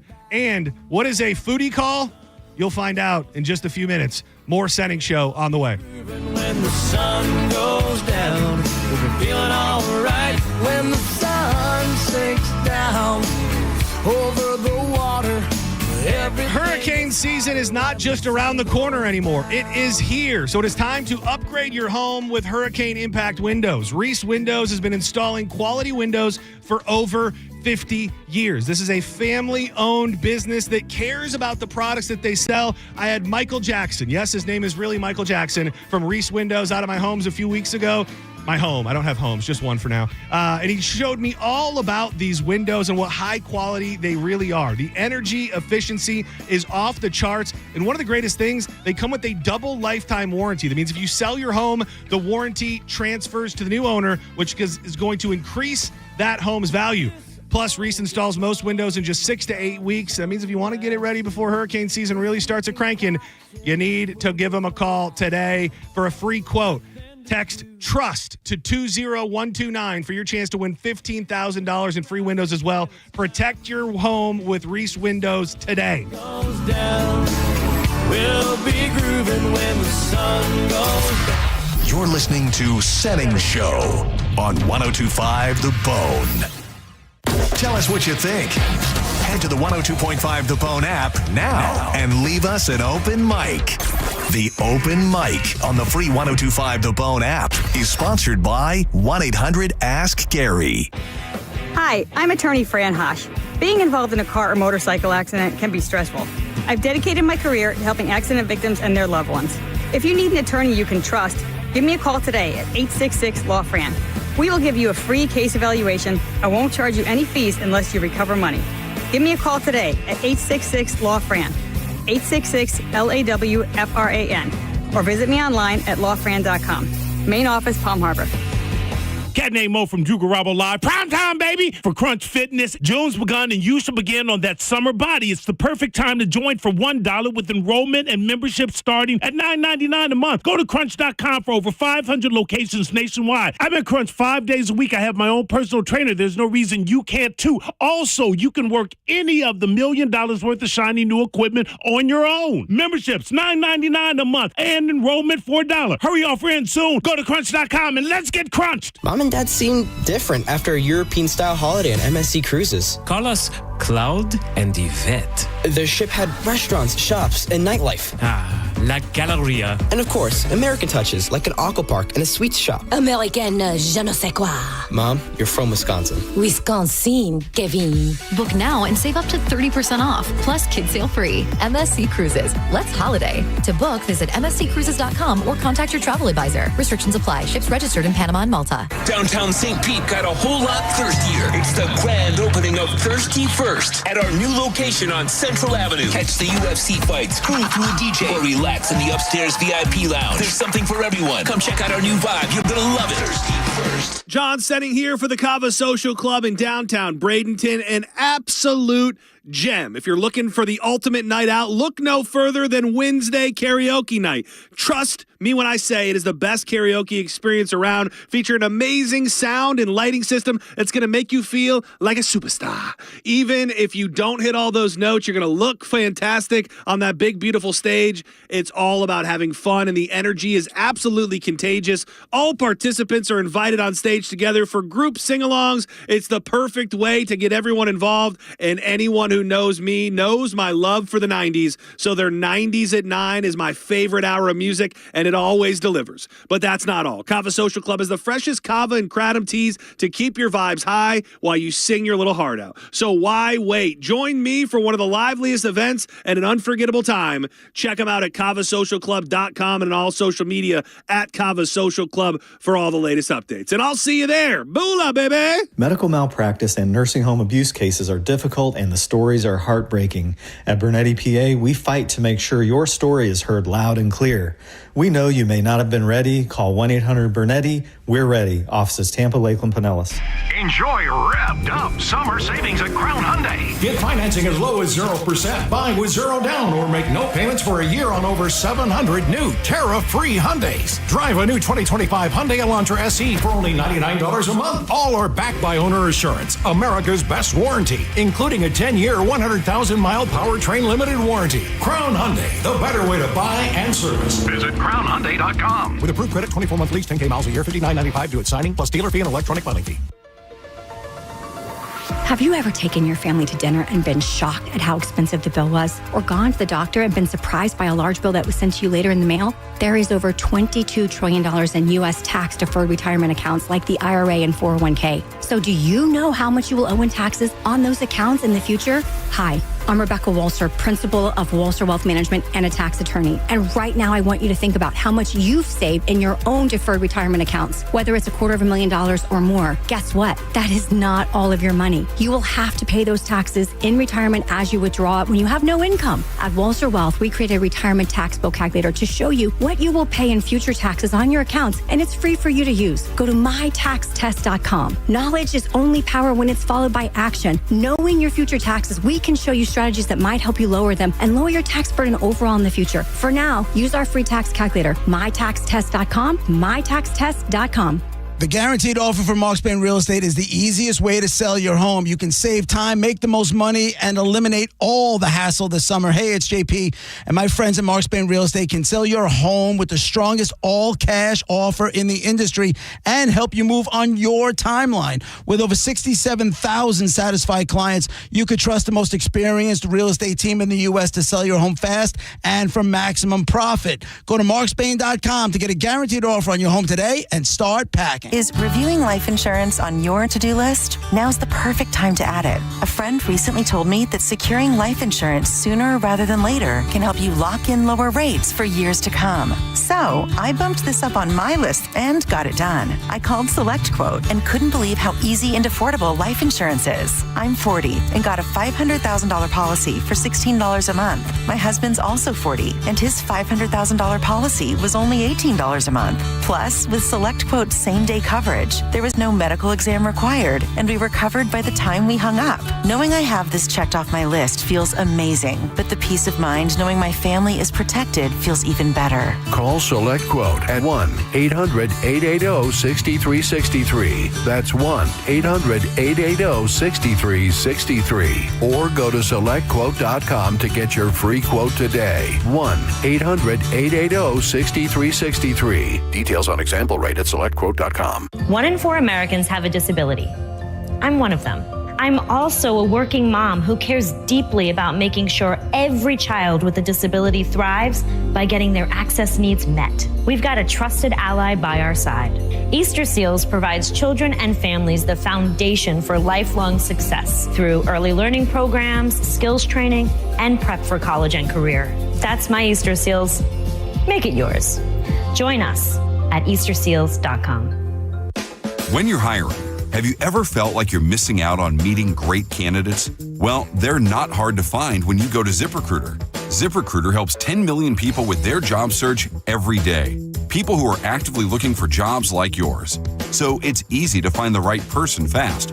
4 out of 5 employers who post on ZipRecruiter get a quality candidate within the first day. Try ZipRecruiter for free at ZipRecruiter.com/free. That's ZipRecruiter.com/free. 1025 The Bone and Stella Artois are on a mission to find the best wings in the Bay. Voted Hooters, Hurricane Eddie's in Dunedin, and Abe's Place. Scan the QR code. Vote and you can win Stella swag, beer, bragging rights, you decide. Go to thebestwingsinthebay.com for details. Involved in a car accident? We understand the pressure you're under. Call Farah and Farah, Tampa. Now, back to Real Raw Radio. Sponsored by Anajar and Levine, Accident Attorneys. Call 1-800-747-FREE. That's 1-800-747-3733.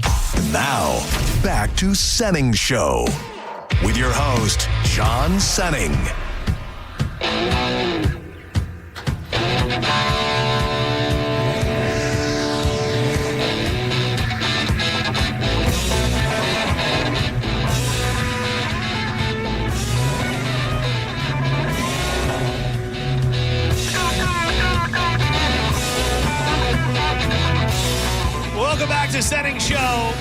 I love telling you about Wild Fork Foods. It warmed my heart so very much.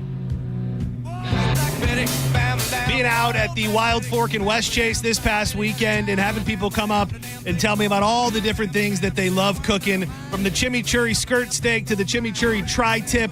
People out there eating elk, bison ribeyes, whole rabbits, ducks, and everything in between. No matter what you've got a taste for, it's an undeniable fact that at some point you get grocery store fatigue. You walk into the meat department, you go, I've cooked it, done it, cooked it that way, done it, eaten this a million times. It's like a whole new world being opened up when you get into a Wild Fork. I was in there perusing and things I didn't even know it existed. Tons of different, pre-seasoned stuff for tacos and fajitas.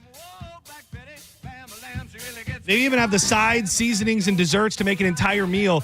Dr. Barbecue was cooking up the mushroom truffle skirt steak, and he was serving it on this garlic baguette that was to die for. If you haven't checked them out, what in the hell are you waiting on?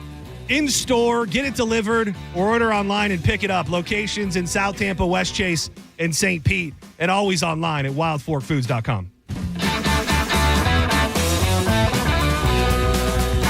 So this is very, very exciting, and I don't know how we connect the dots with people that want to play along on social media, but maybe a little bit of brainstorming, and we'll have to do it over the next couple days because I'm going to do it. We're definitely going to do it. It's just a matter of finding a way to connect it to the Vroom Vroom community out there who's interested in it as well. And I'm not sure if you know anything about this yet, Diz, but it is the Create a Perfect Bracket $1 million giveaway that NASCAR is doing. They are doing the first ever NASCAR in-season challenge, and it's pretty simple. Over the past 3 races, based on where drivers placed, they got seeded into a bracket, and you can now go into it's bracketchallenge.nascar.com, and you can fill out the entire bracket of drivers. So it's head-to-head. All of them are head-to-head. So whoever finishes better out of the head-to-head, that driver moves on. It starts Saturday at the race in Atlanta, and then they're doing the Chicago street race, then Sonoma at the road course, Dover, and the championship round will be at Indy. It's 5 races altogether. The driver that wins the head-to-head gets $1 million. And I was looking through it last night. I think I believe the winner, the fan winner who picks the perfect bracket, gets $10,000. Oh. So I'd love to be able to tie it into the station. I just don't know how we'd be able to keep track. I mean, I'm saying if we wanted to give something away or highlight the person that won, I'm not certain how we would do that and make it trustworthy. It would be by submission, right? They would just make the bracket, send it to us. It to us, and then we'd have to we'd have to pick it. So it's 32 drivers, 16 brackets that you'll pick immediately. And even if we start this by fill out the bracket and then you can share it from their website. Yeah. Share it on X and then tag us in it with a Vroom Vroom. I'd love to keep track of all the people out there who are interested to fill out the bracket. I think it's a pretty cool thing to get fans of NASCAR a little more involved. I think so too. I think it would be awesome, especially with the Vroom Vroom community we have built. I also think that if we will do it, but one of us will have to do a punishment if we lose. Oh, if we lose, that's if you beat me in this bracket, if my bracket is busted before you, I will feel great shame. And I mean that with all due respect. No, I get it. You're more Vroom Vroom than me. You follow it every weekend. Yeah, thank you. Thank you for acknowledging I'm more of a part-time Vroom Vroom when it comes to watching. But the Vroom Vroom's in your blood. Yeah. But as long as you're Vroom Vrooming, baby, you're part of the community. Exactly. No matter whether it's a little vroom or a big vroom, you're still vrooming, and that's all that really matters. So you got that American muscle vroom. Yeah. Right? I'm just like a chill vroom. You're like a Fast and Furious vroom. You're like a Paul Walker 1999 vroom. Okay, before like one of those like vin, vin, vin. I'm more of a you're a vin, vin, vin, vin. If I had to quantify our vrooms. So we'll talk more about it and bring it up so that people can share it. It's bracketchallenge.nascar.com, and it's just a great tie-in because NASCAR's on the station, which I'm trying to dig more and more into the relationship with the broadcast partner to have drivers on and have them working with us. The dream, which I've thrown it out there, and I don't know that it's going to happen, but I've thrown it out there, is for us to broadcast from the August race at Daytona. That is my dream, is for that Friday before the race to be live from Daytona. They're good people. They're nice people. They're fairly responsive. it's not locked in yet. Got to work out the semantics. Exactly. Yeah. So, I'm sure there are a lot of details behind it, because also, where do we stay? I will tell you, our buddy Mike from Mike's Weather page could be potentially our home base, because he's in the infield with his motorhome. Oh. So we could be posted up in and around his motorhome if they didn't have somewhere specifically that they wanted us to be. So I'm in. So check it out, bracketchallenge.nascar.com. The first race of this 5-race bracket challenge is Saturday night in Atlanta. A little Saturday night race in action. Yeah. Like I feel like Sundays for you, your family, man. I'm sure Sundays have a certain vibe. Maybe a Saturday night is more up your alley to be able to maybe have a couple cocktails and kick back and watch the race in Atlanta. Sunday is more my chill. I mean, I guess since it's chill, I should be getting more involved in it. Well, and you can have it.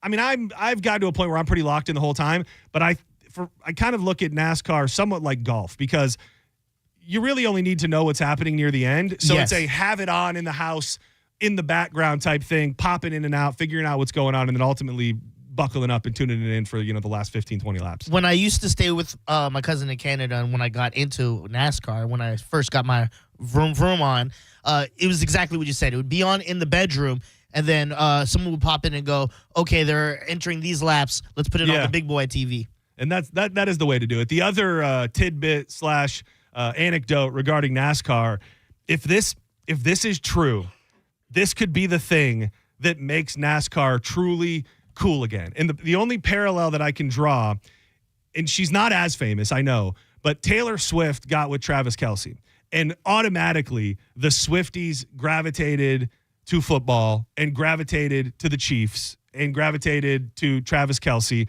and now they're just fans automatically. Well, I read rumors a while back that one of my favorite drivers, William Byron, and ironically, he's the guy, going back to one of those callers we had in the last segment, he got into racing in a very untraditional way, in that he was an iRacer. He was racing on his computer, and then he was so damn good, his family said, okay, we think we can invest in this, and you could make a real go as a career. And what do you know? He's now leading the points and quite possibly the best current driver in NASCAR. So Sabrina Carpenter, who we talked about last week or the week before with her super sexy album cover. Yeah. He supposedly has a major thing for Sabrina Carpenter, and there were these rumors that he was trying to get his people to get in touch with her, and he had written her multiple letters, and there was rumors that there was a connection made, but nothing mainstream really reported about it. So her track list for that new album, Man's Best Friend, has dropped, and supposedly her inner fan base has heard some of the songs, and none of them have really leaked yet, but one of the songs is titled Lap Times and Love Letters. Oh. So people are speculating that she either had or is still possibly in a relationship with William Byron, the NASCAR driver, which I think if that goes public and is actually a thing, it would mean more eyeballs on NASCAR, and one of those things that would probably bring NASCAR a little bit more to the forefront, especially with younger ladies and younger people. When you first said he wrote letters, in my head I went, pussy. Yeah. Well, I mean, I don't know which. I think you got to slide in the DMs. I think that's what I believe that's what Travis Kelce did as well. Really? I think Travis Kelce slipped Taylor Swift a letter at a meet and greet. Oh, and I I never think knew that's how it happened. So he's just following the blueprint of Travis Kelce. Don't hate on a love letter. Dude, a love letter, albeit a little bit sappy. Yes. And questionable at times. Did you see the video of Taylor Swift popping up at that tight ends thing last night? So there was I don't know what it is. I guess it's a gathering of all tight ends in the NFL is what it seems like. I don't know exactly. But Kane Brown, the country guy, got up and was performing, and Taylor Swift was in the house. So I can't believe she doesn't seem like the type who's let me get in a pop-up performance. Yeah. But out of nowhere, she took the stage with her and an acoustic guitar. I would say that he never was a beast on his little adorable temporary over there. Give it up for him once again. It's a beast.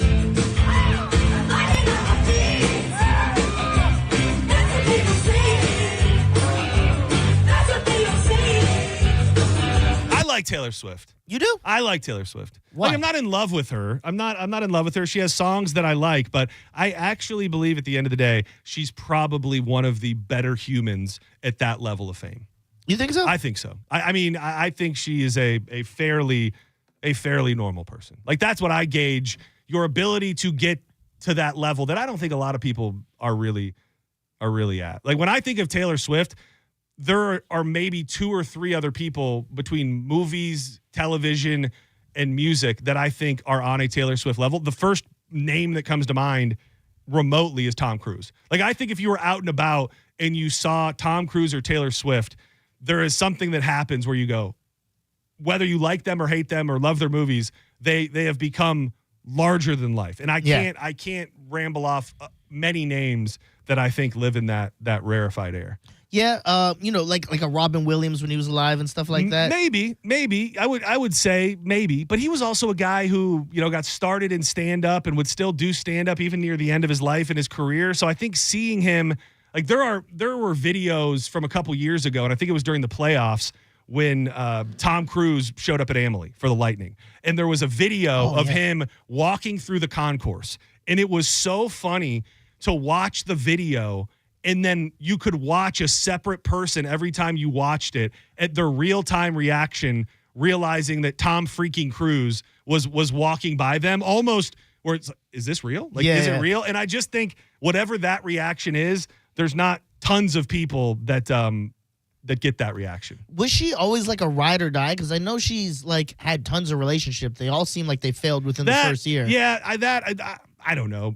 Maybe there's a little bit of toxicity there. I think it was more of her picking the wrong men, if I may say so myself. I mean, she was with, she's got a list, though. Yeah, Jake Gyllenhaal. She was with Jake Gyllenhaal? Jake Gyllenhaal hit it at some point. John Mayer. Older men who I think were just kind of poon hounds that wanted to that wanted to prove a point that they could get with her. So I'd like to believe that this is real love. And I know people think it's for publicity, but I think it's real love. She pulls up to basically all the games for him and stuff. And whenever they're out, they look happy. So ride more or power die. to them. Ride or die.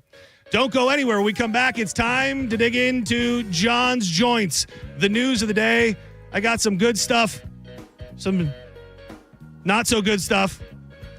I really, when Drew gets in here, we'll dig into the idea of a foodie call, which I didn't pay off on. Foodie rhymes with booty. I think you can figure it out. Also, a real bad man in the Tampa Bay area has finally been brought to justice. We'll touch on that and a bunch more. Coming up next in John's Joints. 'Cause only you can save me now from this. Is that AC system struggling? Well, don't sweat it, because Hawkins Service Co. will buy your old system for up to $1,500 towards a brand new one. Or you can keep that system running strong with a $69 AC tune-up. Yes, it is $69. And right now, you can get free duct sanitizing with any duct cleaning. These sizzling HVAC deals are only good through June 30th, so make sure you call Hawkins today, 813-445-8209. This is a company that I trust. I now have hooked my family and friends up with them on multiple occasions. All great, great work. They handle plumbing, HVAC, electrical, even pool repair. HawkinsServiceCO.com. Hawkins, one call, handles it all. You're listening to Senning Show on 102.5 The Bone. It's summer, and it's time for Bone, Beer, and Busch Gardens Summer Nights. Yes! Extended park hours, all new summer-themed entertainment, the debut of Wild Oasis at Jungala, North America's most immersive kid-friendly adventure realm. And for adults, a full-service bar. And it's the return of free beer. Guests 21 and up can enjoy 1 free beer per visit to the park. And annual pass members can double the promotion and receive 2 complimentary beers per visit. For more information on this offer, guests can visit BuschGardensTampa.com.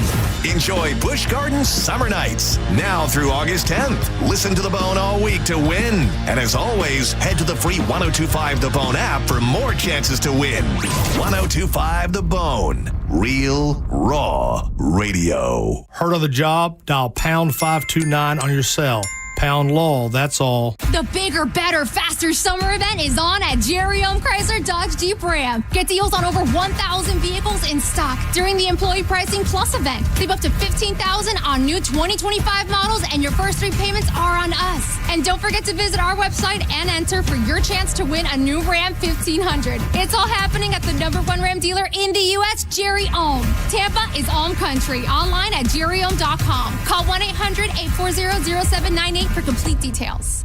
$5,000. That's the average amount of money people in the U.S. are now spending on gas in a year. $5,000. That's crazy. If you drive, you have to download Upside, the free app that gives you cash back every time you get gas. That's right. You can earn real cash back with Upside just by buying the gas you're already buying. You can literally start earning cash back today. I use Upside every time I fill up, and I've already made around $300. You're putting gas in your car anyway. Why not get real cash back? If you like free money, download Upside. I'm saving the cash I earn from using Upside to help pay for a vacation later this year. Download the free Upside app now to earn cash back every time you buy gas. Use promo code RADIO to get an extra 25 cents per gallon on your first tank. You can cash out anytime right to your bank, PayPal, or a gift card for Amazon and other brands. Just download the free Upside app and use promo code RADIO for a 25 cents per gallon bonus on your first tank. That's code RADIO for a 25 cents per gallon bonus. The guaranteed offer for Mark Spain Real Estate is the easiest way to sell your home. You can save time, make the most money, and eliminate all the hassle this summer.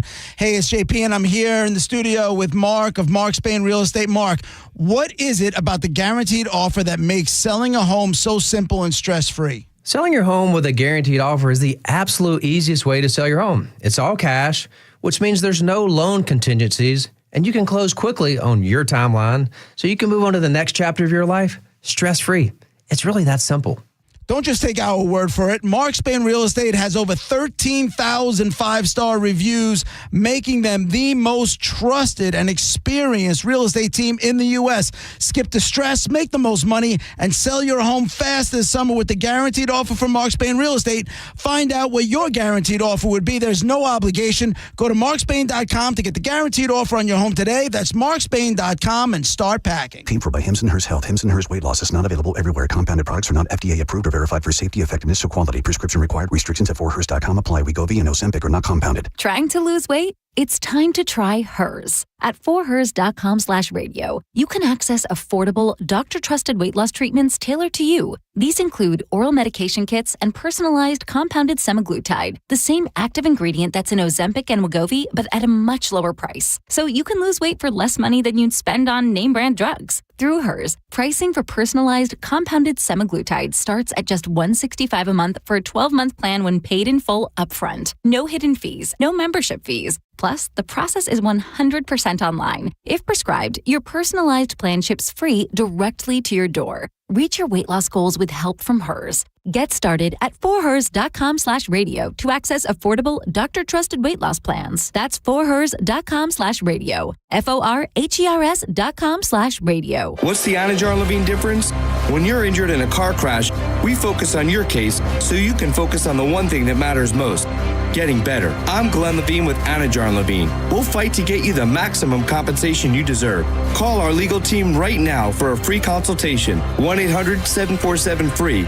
We'll help you take back control of your life. Call 1-800-747-FREE. That's 1-800-747-3733. Main office, Tampa.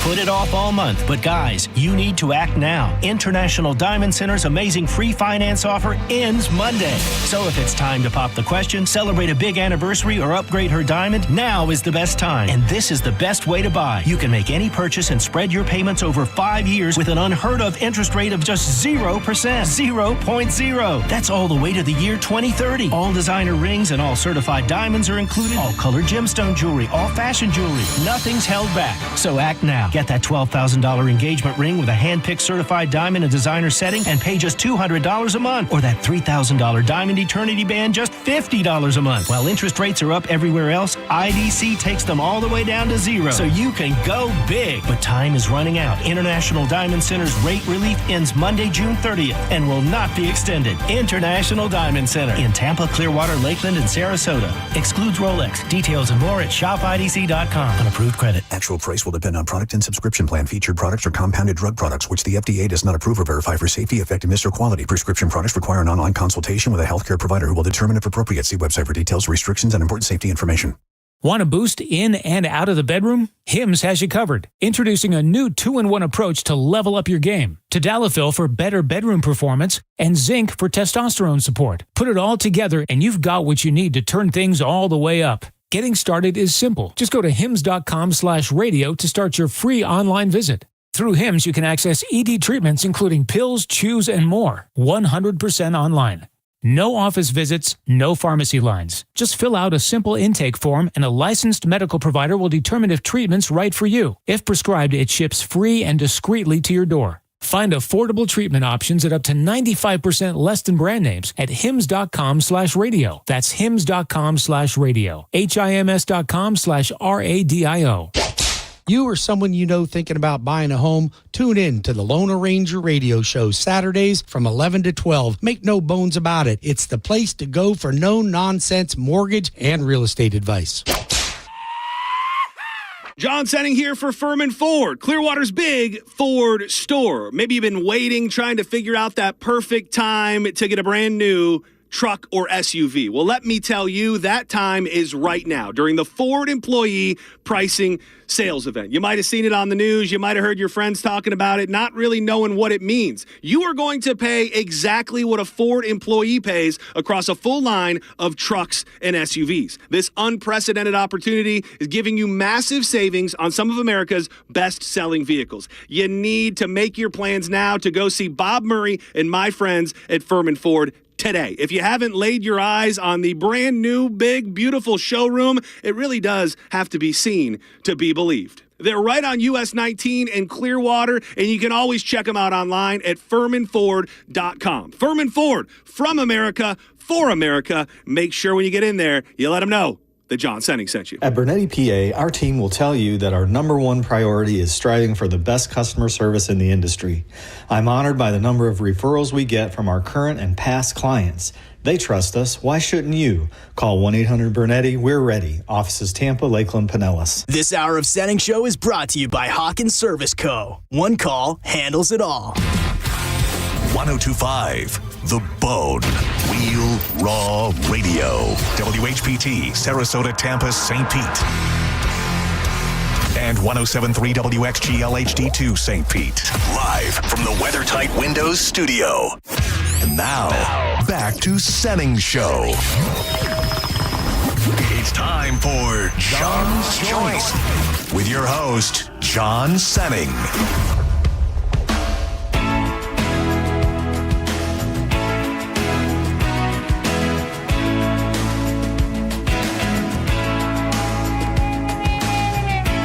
The Senning Show, that portion of the day when we fire up the news. We call them joints.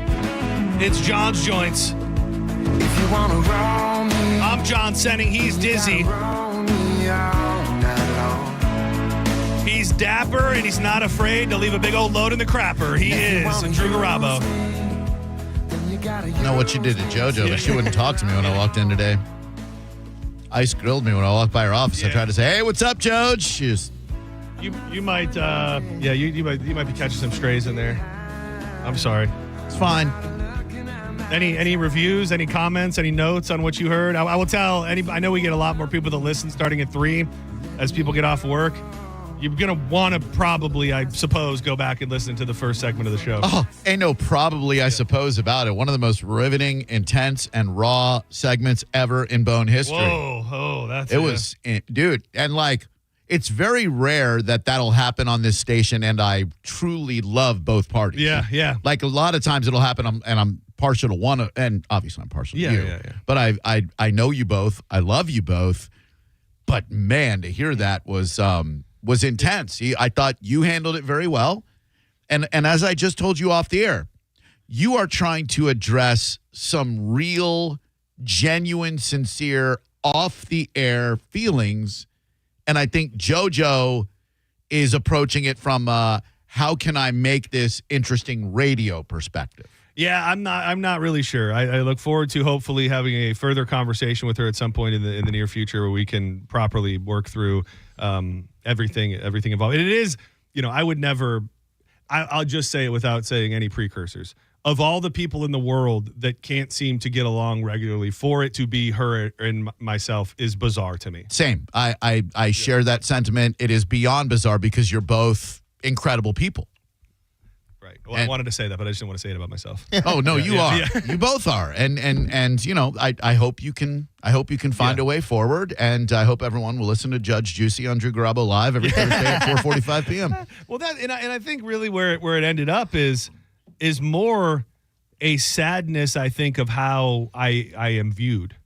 You know what I mean? Is that I think that's where it ended with me. Like we've been kind of playing this charade for this whole time that I wasn't even aware of.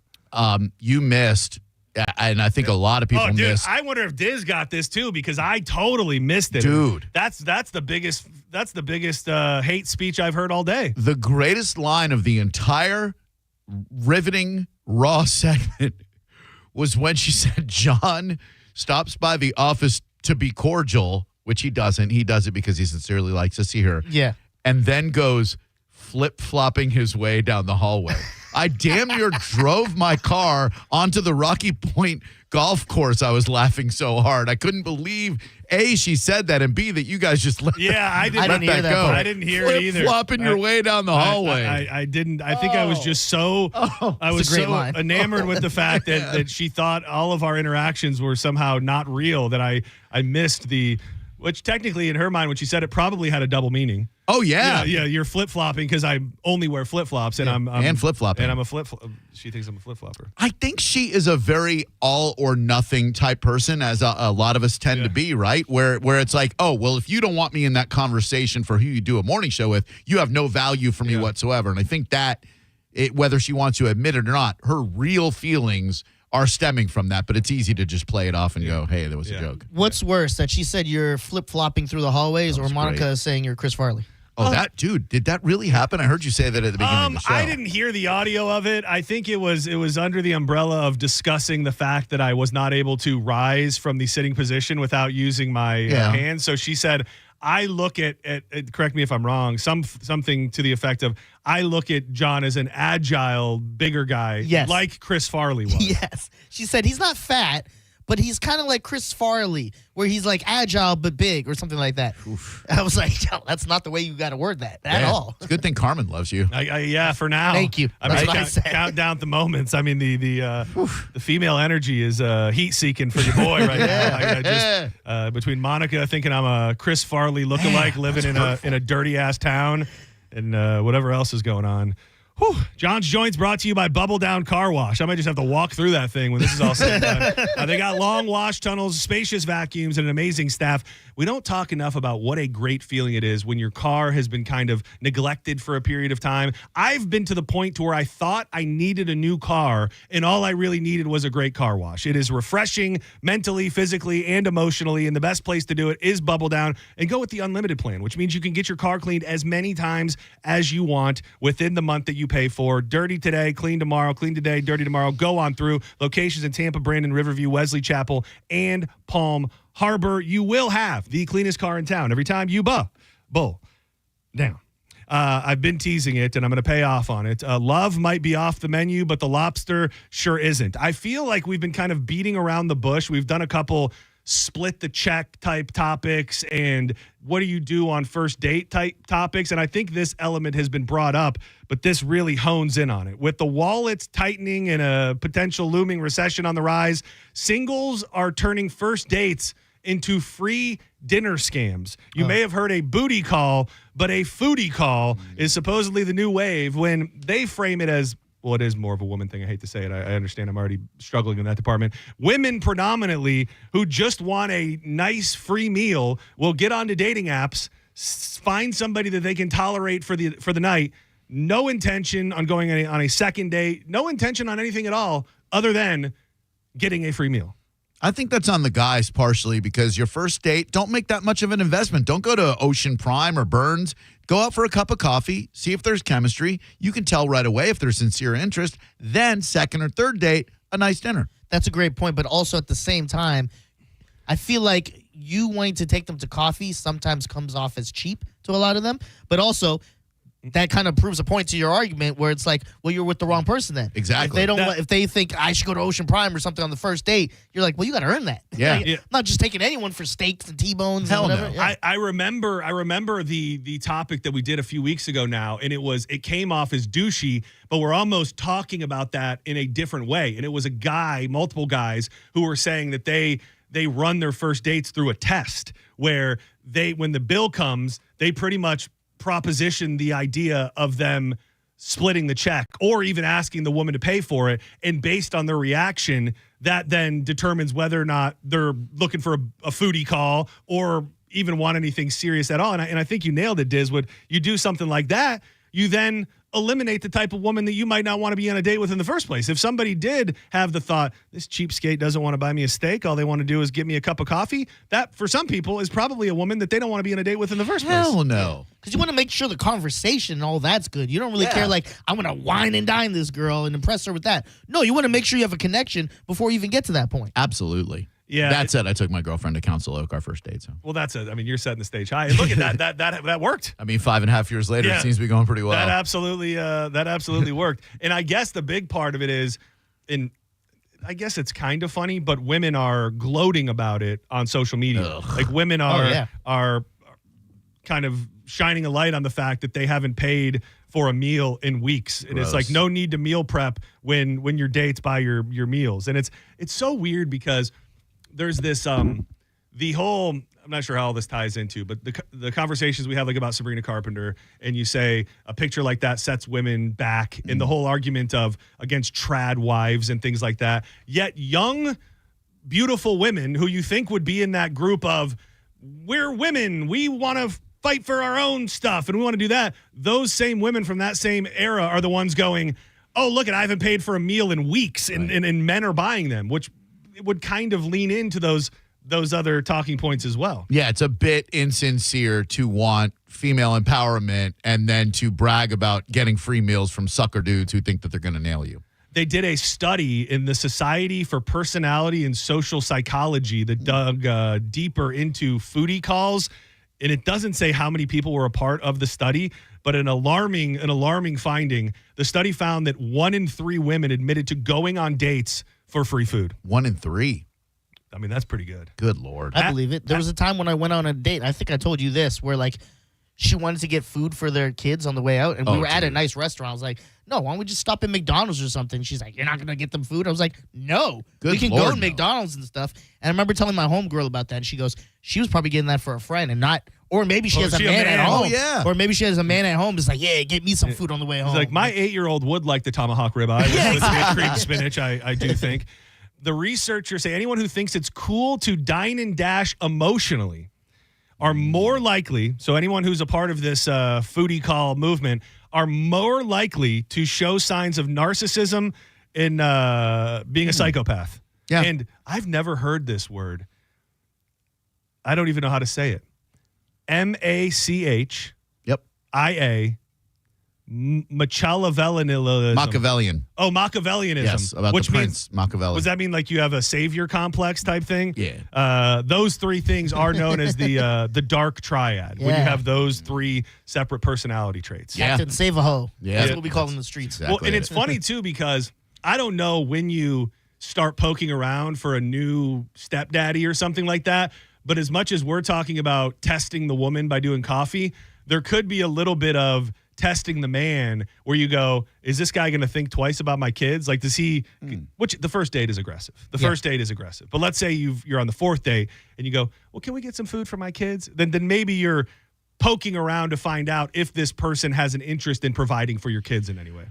Yeah, but there's got to be a better way than that, because even on the 4th date, like I haven't made the type of emotional investment in you yet to where I feel like I need to take care of your kids. And you would think there's a lot of testing going on and a lot of maybe that's not the type of person I want to be with. But then you go, well, this woman looks like she's trying to make me stepdad on date one. And Right. that's probably not the best thing. Yeah, I would laugh so hard in the scenario that you had to encounter, Diz, if a woman that I was dating on the first date said, hey, can we get some to-go food for my kid? I would laugh so damn hard. And I know you could tell it on my face because it was like, no. Like it was like disgust on my face. Of course not. Like, are you stupid? I never met these kids. Do you really have kids? That's what it felt like. Like you need to bring those kids here. You need to let me see these Produce kids. FaceTime them right now. Produce proof of life. with their order. Let me ask them if they'd rather prefer chicken nuggets or a fillet.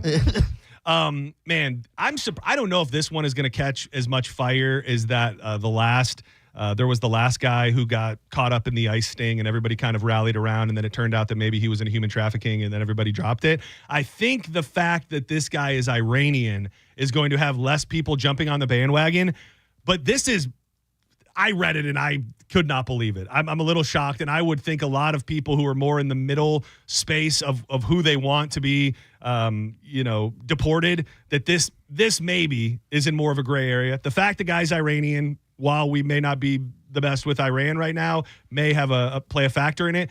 Newlyweds find themselves separated after waiting 5 years for marriage approval by the United States. And for all the people who say, we just want you to do it the right way. Do it the right way. If you can come here the right way. Unless I'm missing something here, this guy did it the right way in every human possibility, and he's still at this point in an ICE detention center.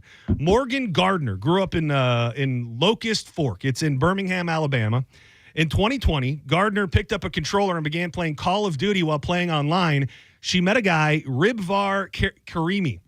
For the next 5 years, Gardner and Karimi would meet in Istanbul, in Turkey, and spend weeks together. Eventually, an online relationship kindled into a full-blown loving marriage. He applied for the K-1 visa in August of 2023, and it took 15 months just to process the visa application. The couple went through a 6-month interview process and later a very intense background check. Finally, in 2024, the United States Immigration Office approved his K-1 visa, which allows immigrants to enter the U.S. with the intent of marrying a U.S. citizen, according to the U.S. Citizenship and Immigration Services. Last October, Karimi arrived in the States, and 3 months later, the couple became married. 5 months after tying the knot, ICE came knocking at the door. ICE agents told Gardner her husband was being detained because they did not file for an adjustment of his status.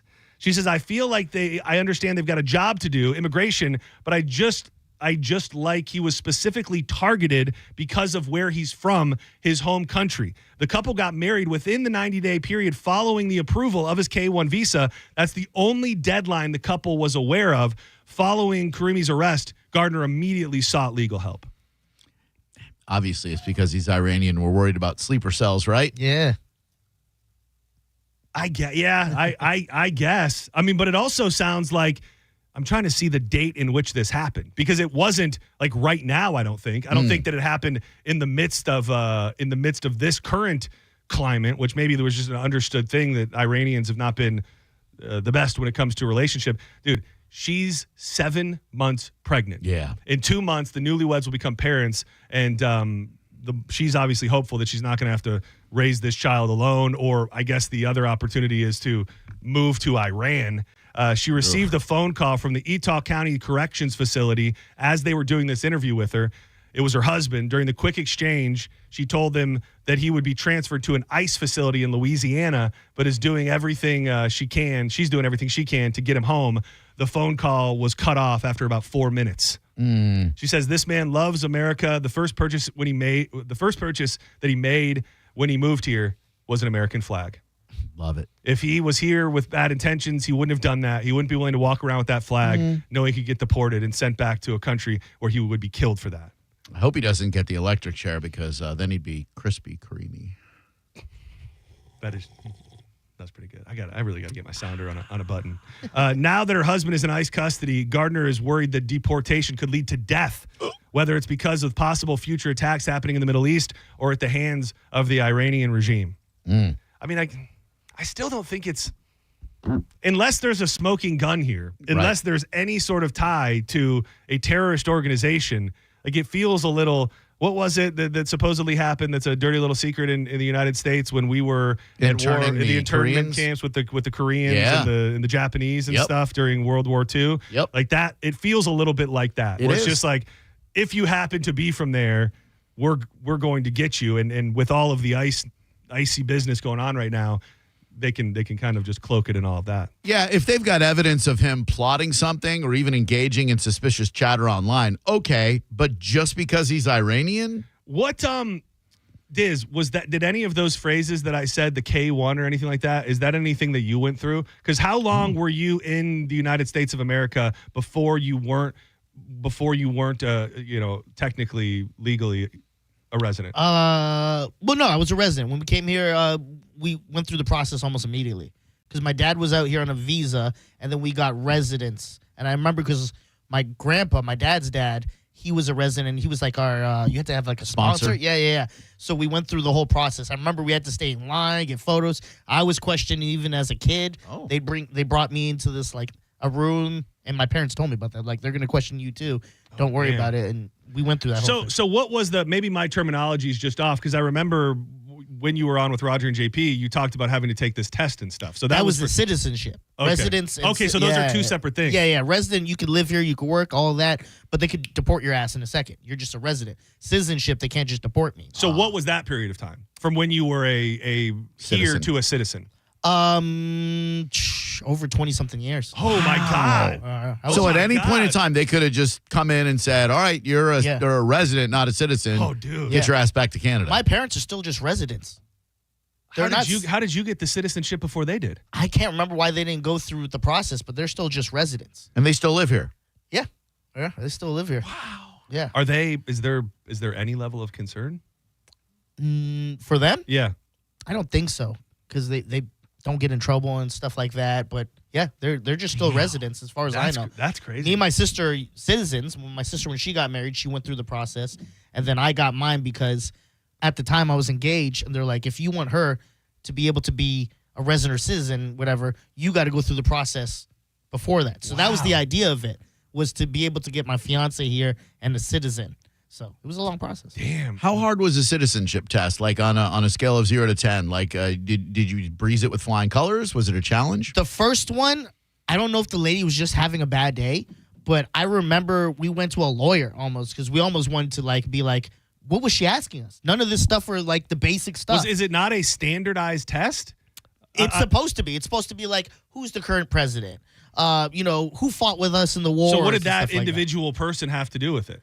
Oh, what do you mean? Well, you said the lady that day was asking you questions that you thought had nothing to do with it. Does she have a say in the questions that you were asked? It was weird. It was something like, I remember like one of the questions were like about, what was it? About the emancipation and like the year and date. And 1865. It was crazy. Dude, it would be a fascinating. It would be fascinating. Yeah, it would be a fascinating thing to make all Americans take the citizenship test and see how many people could not actually be citizens based on that test. JP and them took the test and they all failed it. Actually, I lied. Brett passed.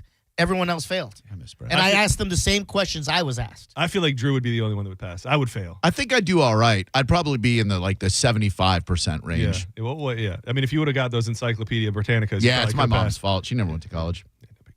I've been seeing this story, but I hope it's okay. I don't know if you plan on getting into it later today in Drew Garabo Live, which you should still get to it and listen to then. But I did not know the personal tie-in, and I didn't even ask if you wanted to talk about it. A man convicted of raping and killing a woman near a Central Florida bar was executed yesterday. Thomas Lee Godinez, he's 51, was pronounced dead at 6:13 following a lethal injection. This guy was convicted of the May 1994 killing of Michelle McGrath. And I learned about 5 seconds before we went on the air that you knew this woman. Patty McGrath was my first girlfriend when I moved to Florida in 3rd grade. We were boyfriend-girlfriend through 6th grade, stayed friends. We're still friends to this day. Her sister Michelle was a club goer, knew her real well. We'd hang out at Barbarella at Janie Lane Sunset Strip. I saw her 2 weeks before this happened. She got drunk, separated from her friends. This guy was drunk, separated from his friends. They left together. He raped her in the back alley behind Barbarella. raped her with a beer bottle. Jesus. And then strangled her to death.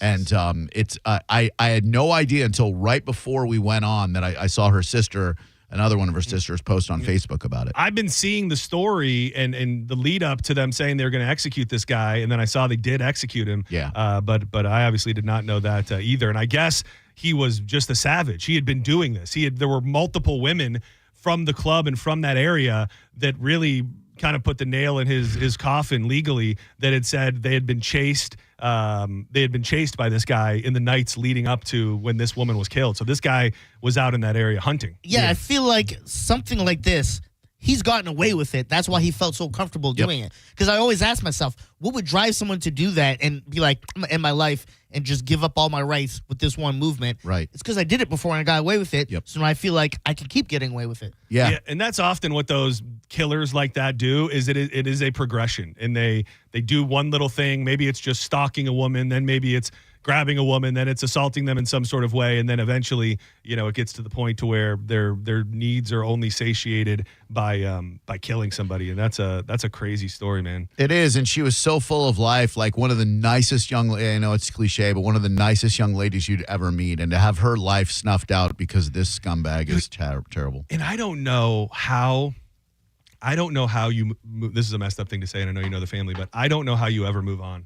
I don't either, and I don't think her family has. I think this had a profound ripple effect on all of the McGraths. It's a morbid thought process to go through, but how those moments don't just replay through your head for the rest of your life, and I think they do. I think they do for a lot of people, and it's just, you didn't just take her life; you took really any sense of joy or life. And this is, obviously Drew has a connection to this family and this lady, but I'm speaking broadly that you take the life of the family. Like, they will never really move on. They'll never have any semblance of a real life. And I think that's more reason to say I got no moral problems with this guy being put to death and anybody like him, honestly. Did she move after this all happened? No, they still live in Orlando. That's got to be hard, man. Yeah. Really hard. Yeah. And to your point, I don't get any satisfaction when a criminal's put to death. I think it's a human life no matter what. But in something like this, to give the family closure, to know that this monster is no longer breathing oxygen, totally okay with his life ending. Absolutely. And I'm the opposite when it comes to that. I think that when you show you don't care about people's lives, your life does not matter. You should get the hell out of here. I respect that. Well, the only thing that I think of sometimes when it comes to death or not to death is it an easy way out? Yes. Like is there something to be said for, and it's probably a bit of a gamble. A guy like this could end up on a cell block where he lives a somewhat peaceful existence. And maybe, it wasn't a kid, which you hear that will get you beaten, raped, and killed by fellow inmates. So I guess maybe there's still a roll of the dice where this guy isn't living in misery and isn't really paying for his sins. So we conjure up these images of he's going to be tortured every day and have to think about that every day. At least the death part, we all know exactly what happens, and he will just cease to exist. To tie it back to something that happened a couple of days ago, our buddy Mike Chitwood and what he said about that dad who let his kid. He said, "I hope this guy wakes up every day thinking about his kid that he killed." We don't know that he's going to do that. We don't know that he's capable of that kind of emotional intelligence. Well, and based on what he did, you would think he's not. I mean, based on I went to my mom's house and then I went out and had some drinks, and I mean, just based on his character at that exact moment, I think it feels like that character wouldn't be thinking of all of those things for the rest of his life. So it's almost like we try to put normal people emotions on not normal monsters that exist out there. Correct. Don't go anywhere. We got lots to get to in the joint still. We haven't talked about it yet. I feel like Drew is the station aficionado on a bad man who is finally locked up behind bars. We're getting more details about his terrible deeds. WFLA did a full deep dive, so I'll play some audio of, I would say, bad guy number one in Tampa Bay right now based on the money he embezzled and where he embezzled it from. We'll touch on that, and it's been a minute since we've had the bad, sexy teacher who makes a baby with the student. We'll touch on that and a bit more as we make way for Drew Garabo Live, getting kicked off with Jacob's Jukebox Jeopardy. Drew and John reunited in the room today. I think no Mo, and I'll be hanging out with my homies, Drew and Jacob, coming up at 4 o'clock, so don't go anywhere. But first, We love telling you about Win Derby right here in St. Petersburg. If you've not been in there, every time we walk in the door, it blows me away. They've got this huge, beautiful area of greenery in the back that catches your eye first. It's always popping with people playing table games, getting free cocktails while they play, even appetizers every few hours.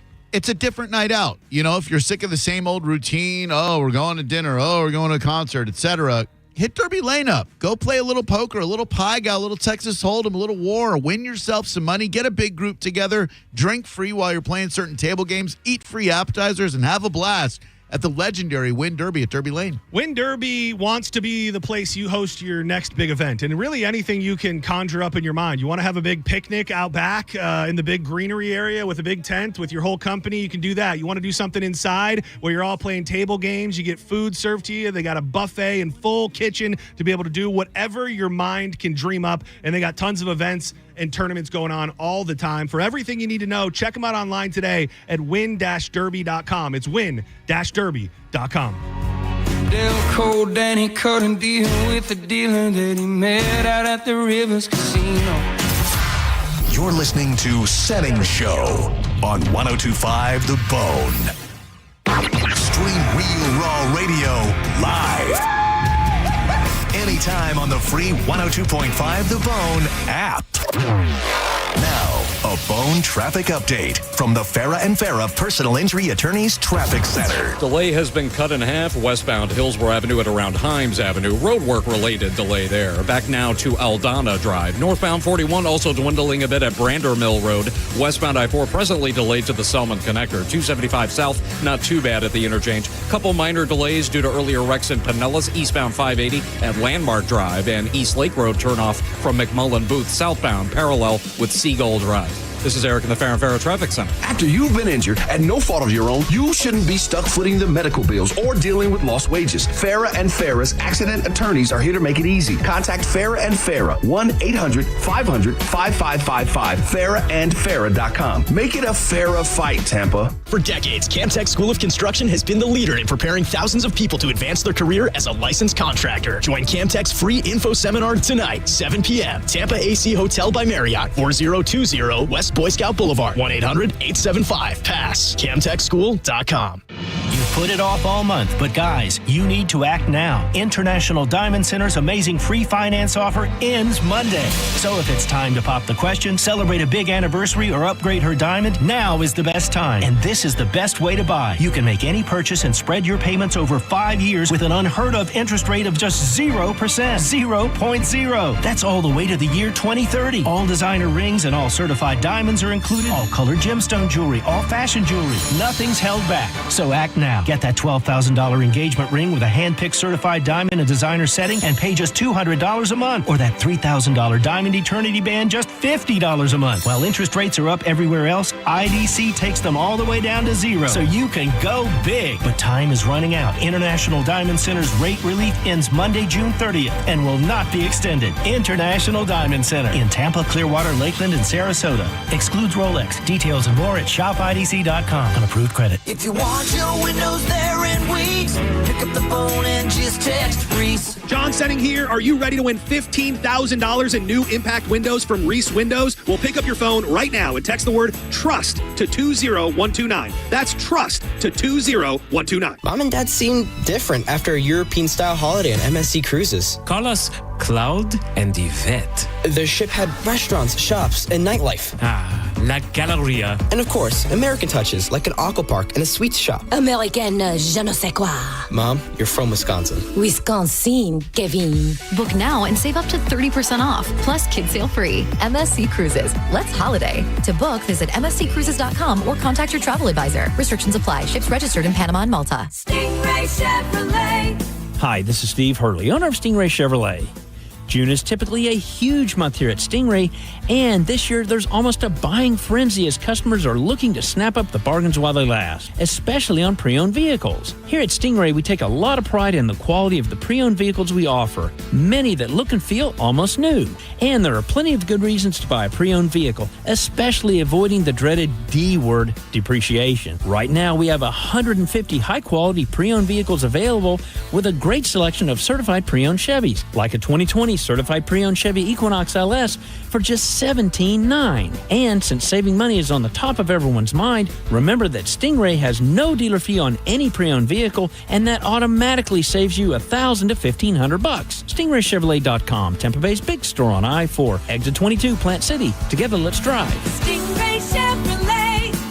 Relax, enjoy the difference. A lot of people, when they come in, they'll say, this is my last hope. The next step is getting them in the right arch supports. Our goal is to have that long-term change for them, to see someone that is in pain. I change things for them. See how we can help you with a free fitting at the Good Feet store. Is reviewing life insurance on your to-do list? Now's the perfect time to add it. A friend recently told me that securing life insurance sooner rather than later can help you lock in lower rates for years to come. So I bumped this up on my list and got it done. I called Select Quote and couldn't believe how easy and affordable life insurance is. I'm 40 and got a $500,000 policy for $16 a month. My husband's also 40 and his $500,000 policy was only $18 a month. Plus, with Select Quote's same-day coverage, there was no medical exam required and we were covered by the time we hung up. Knowing I have this checked off my list feels amazing, but the peace of mind knowing my family is protected feels even better. Call Select Quote at 1-800-880-6363. That's 1-800-880-6363. Or go to SelectQuote.com to get your free quote today. 1-800-880-6363. Details on example rate at SelectQuote.com. Stop your grinding with Brooks Night Guard. Are you waking up in the morning with a sore jaw, headaches,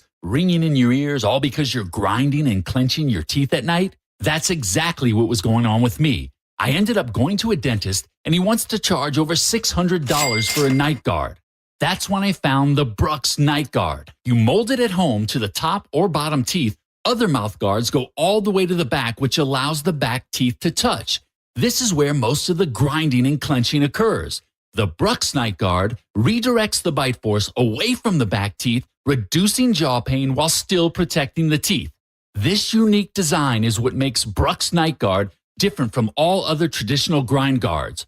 Order your Brooks Night Guard today and get 10% off plus free shipping. Go to brooksnightguard.com and enter the code BRUX91. That's BRUX91. Stop your grinding with Brooks Night Guard.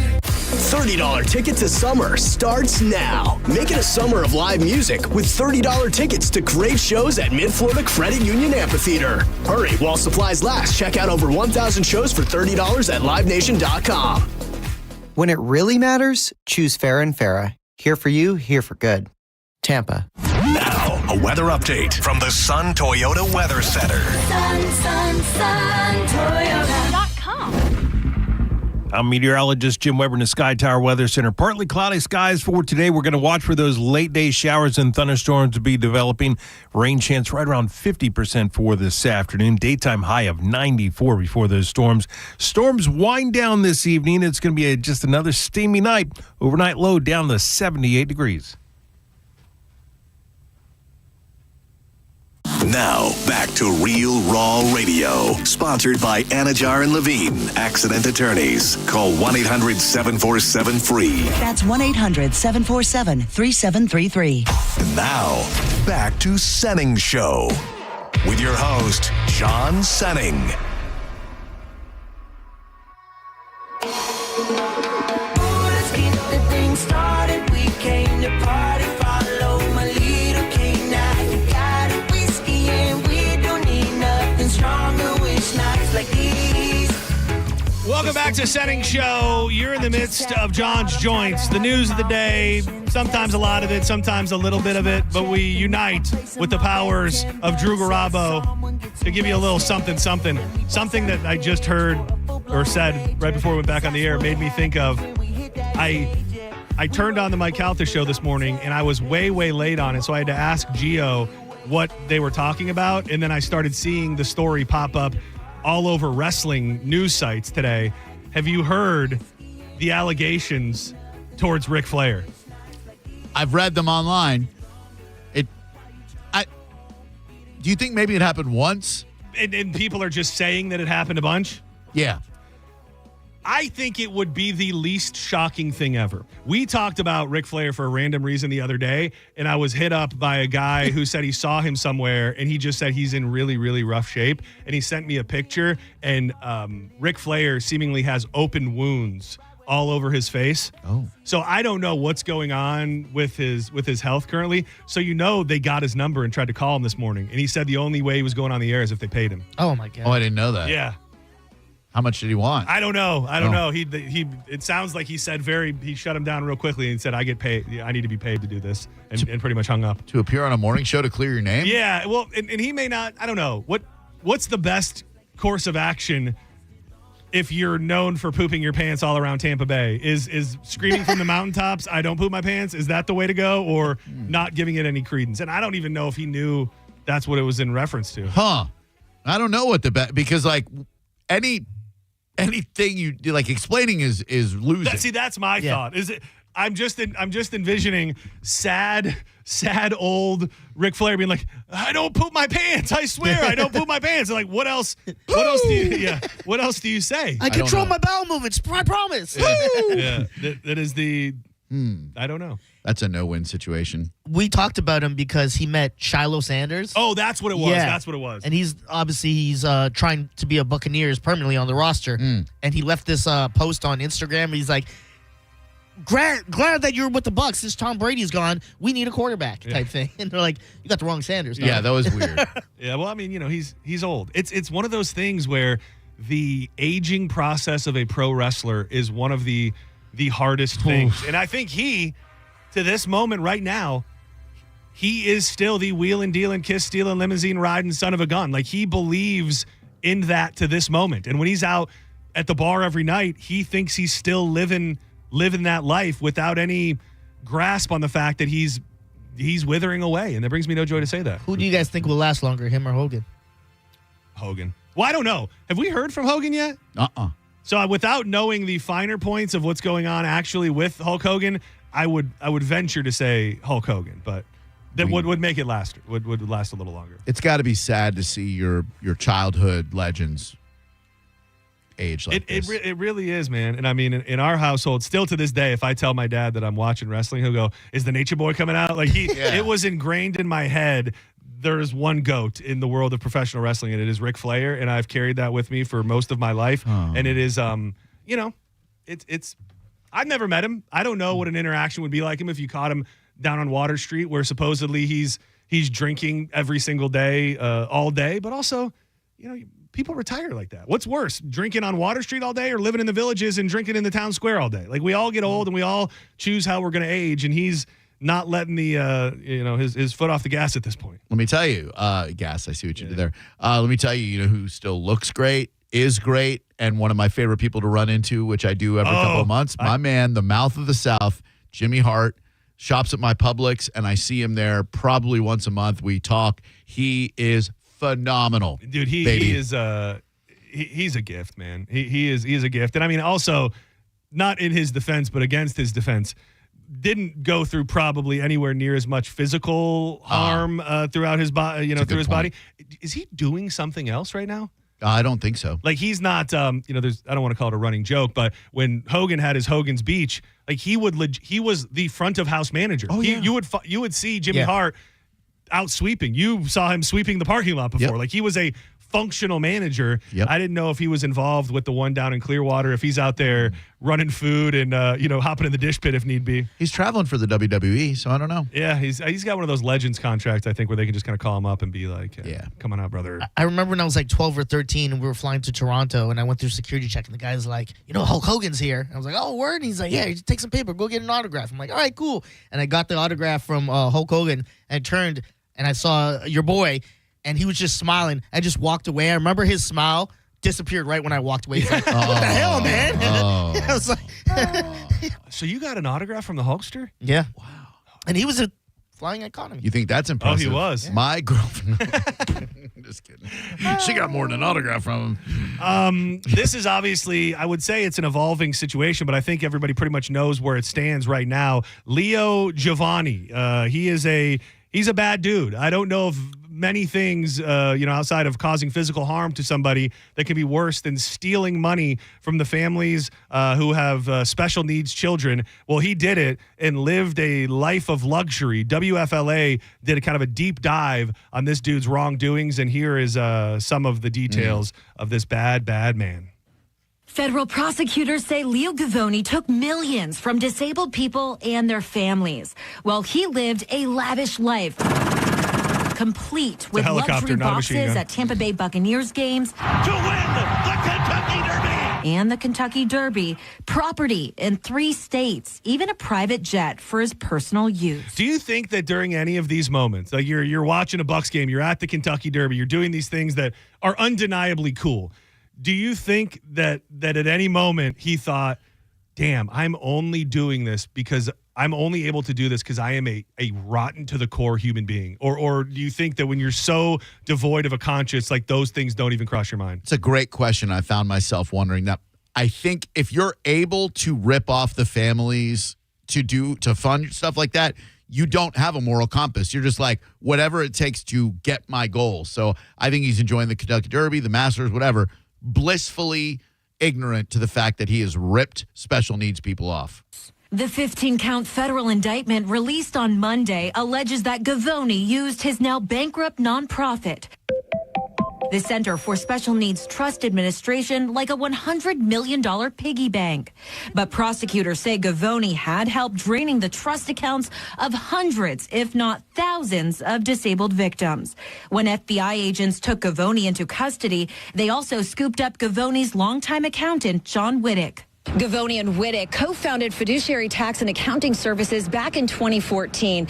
They had been operating out of this property in Safety Harbor. But I'm told as of a few months ago, they sold this property. So where is that money?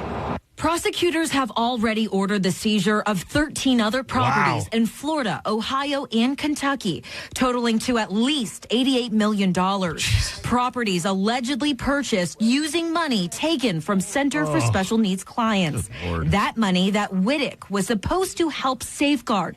But prosecutors say that's not what happened. Do we know, and you are definitely know more about this case than anybody else I know, where does at all Big Storm land in this story? Great question. So they had to sell them off, and it's funny because I was talking to somebody online about who said, I think LJ, who ran Big Storm, Leo's son, is a good dude. Yeah. Big Storm took a $14 million loan from Leo, not asking where the money came from or anything. So could you do that and not know? Is there in full disclosure, that gentleman LJ had been, we've talked to him on the air. Sure. I've met him in person. Same. It was a weird little thing when COVID was going on. They did what a lot of breweries did, and they pivoted to making hand sanitizer. So LJ helped. My dad was running a huge business in Orlando with tons of job sites, and they needed and wanted to have hand sanitizer at all of them. So he got hooked up with LJ, and he supplied hundreds of gallons, if not thousands of gallons of hand sanitizer. And I got to talk with him and know him a little bit during then. And I would have said the same thing up until this uncertainty at this point, where where do you think that money is coming from? Can you be that in the dark on something that it's his dad, right? It is his dad. And it's hard to believe that you could be. I reached out to LJ when the news first broke about a year ago about his dad, and I said, tell me this isn't true. And he said, it's not true. It's just a big misunderstanding. Oh, you mean the whole thing? Involving his dad. So he was ready to. What? And I'm not, I have zero reason to think either way about his knowledge. Right. There is, if you didn't know, what a moment to find out that your dad is the biggest piece of scum on earth, or one of them at least. It's tragic, man. The fact that he could do this, and so Big Storm now has been sold. Yeah, and I've heard the money that they make is being used to pay back the Special Needs Trust. Well, that don't boycott them. A little bit of a silver lining. Yeah. Lastly, I had two things, but I want to dig in this tomorrow. Did you see the? I'll just tease it for tomorrow. Did you see the Diamondbacks player who broke down in tears on the field? Dude. Because of the... Are we talking about it now? What matter? Yeah, let's talk about it. The scumbag who yelled about his mom dying last year. Let me play the audio real quick of just the... Welcome back to Chicago. This is from the previous pitching change. Torey Lovello with Ketel Marte in tears on the pitcher's mound, waiting for the reliever to come in, consoling Ketel Marte, who was in tears. Ketel Marte in tears, kneeling down behind second base, being consoled by his teammates. Now, we can only speculate as to what bad news that Ketel has received, but he was very emotional out there. So yeah, they spoiler alert. There was a fan yelling derogatory comments about his deceased mother towards him during the game at Rate Field on Tuesday night. His teammates kind of consoling him, and his mom died in a car accident in the Dominican Republic in 2017. An accident that occurred not long after he had just talked to her on the phone. He had just talked to her on the phone, and then she died in a car accident. What kind of psycho fan do you have to be where you take your fandom so far? I don't know how well this is known or not known. I'm not a big Diamondbacks follower. But, I mean, to have that, and then over the years, Drew, I know that the conversation has been had a million times about what kind of rights do you have as a fan when it comes to heckling or saying things. And I think there is a line. I think fans are there to share their displeasure, to heckle an opposing team well within the bounds of the game.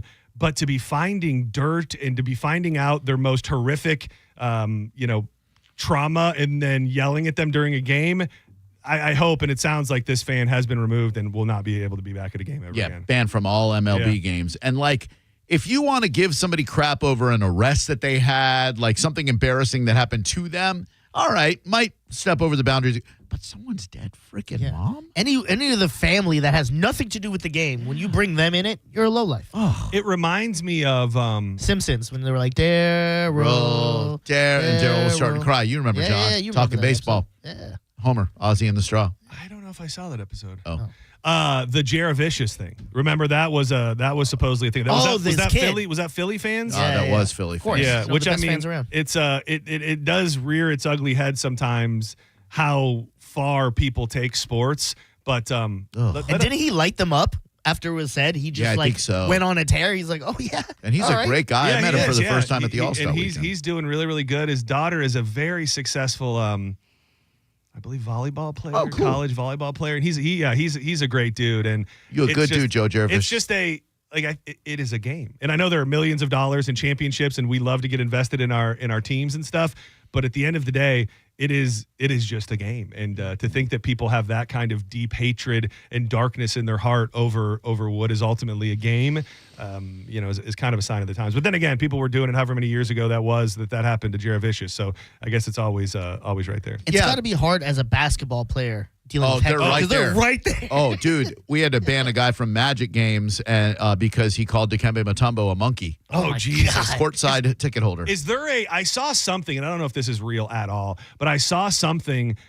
It looked like a fan got a card, like a warning card. And it was somebody posted the card on social media, and they were directing it towards a player and said, so-and-so is soft. I said this. And then got this, and it was a fan warning card. They were right on the court, which you would think, I had never heard of it, but it makes tons of sense, like you said, in the NBA, when these people are on your court. They are as close as humanly possible with no barrier or anything. I think you probably have to do something to control the fans if they're going to talk crazy. Yeah, and athletes, I think, have a responsibility to know when it's inbounds and out of bounds. I think LeBron is one of the worst. If you yell anything to him, he's like, get him out, get him out. Yeah, he called me LeBoo. Why are you guys messing with my guy, the GOAT, as I like to call him? And Russell Westbrook is very, very sensitive. If you call him Westbrook, one of my favorite players. Oh yeah, he said. I remember that whole thing was it was disrespectful to his family. That's right. You were coming for his family. I know, ball boys. Yeah, let's not play ball here with our boy. Hell yeah.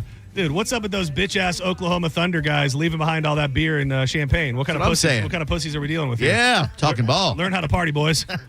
Don't go anywhere. Drew Garabo Live coming up next. It all gets kicked off with Jacob's Jukebox Jeopardy. I'm going to be hanging around as well. But, Jacob 2 times is not our only good friend in the area. Another one, Jeff Borum. Right up there with Jacob 2 times is Jeff Borum. We know him, we love him, we trust him, and he's the guy who's going to help you find your new house and sell your old one. You can trust Jeff Borum. No matter what is going on in your life, if you're moving to a new area, if you're moving out of this area, you've got to call Jeff Borum. The market is a little volatile right now, just with so many people still dealing with flood ramifications, people moving in and out of the area, that you want somebody, first and foremost, that you can trust. Second of all, that knows the area. And Team Borum wants to take care of every little detail, so you don't have to worry about a thing during what can already be a stressful situation. You've got to go with Team Borum. Powered by eXp Realty. Team Borum's got your back. BORHAM. If you Google it right now, you might find yourself packing tonight. Jeff is your guy. We trust him, and so can you. Team Borum. Drew Garabo live on the way. Don't go anywhere. You know time will give and time will take all the memories. You're listening to Senning Show on 102.5 The Bone. We are Real Raw Radio. 102.5 The Bone. Breaking summer news. All the rooms at the Sky Beach Resort for the Bone Summer Beach Bash are completely sold out. But good news, you can still come out and party for free. Neutral presents the Bone Summer Beach Bash. An entire weekend of awesome events and hanging out with all your favorite people from the Bone. Plus, it's absolutely free to get in. It's all happening July 18th through the 20th at the beautiful Sky Beach Resort in St. Pete, a bayfront oasis with a private beach at the southernmost tip of St. Petersburg in the Skyway District. No matter what you do, don't miss the Bone Summer Beach Bash. Presented by Neutral and 102.5 The Bone. Special thanks to attorney Patrick Smith. Now, a Bone traffic update from the Farah and Farah Personal Injury Attorneys Traffic Center. Kennedy Boulevard eastbound dealing with a crash at Dale Mabry. Minor backup now on both roadways. An accident eastbound Adamo Drive at 41. Stop and go to 45th Street. 41 northbound still delayed. This was earlier construction at Brander Mill Road or Lizzie Road. Northbound 41 northeast of Thanodasassa delayed itself at Cherry Tree Lane. Almost 10 minutes.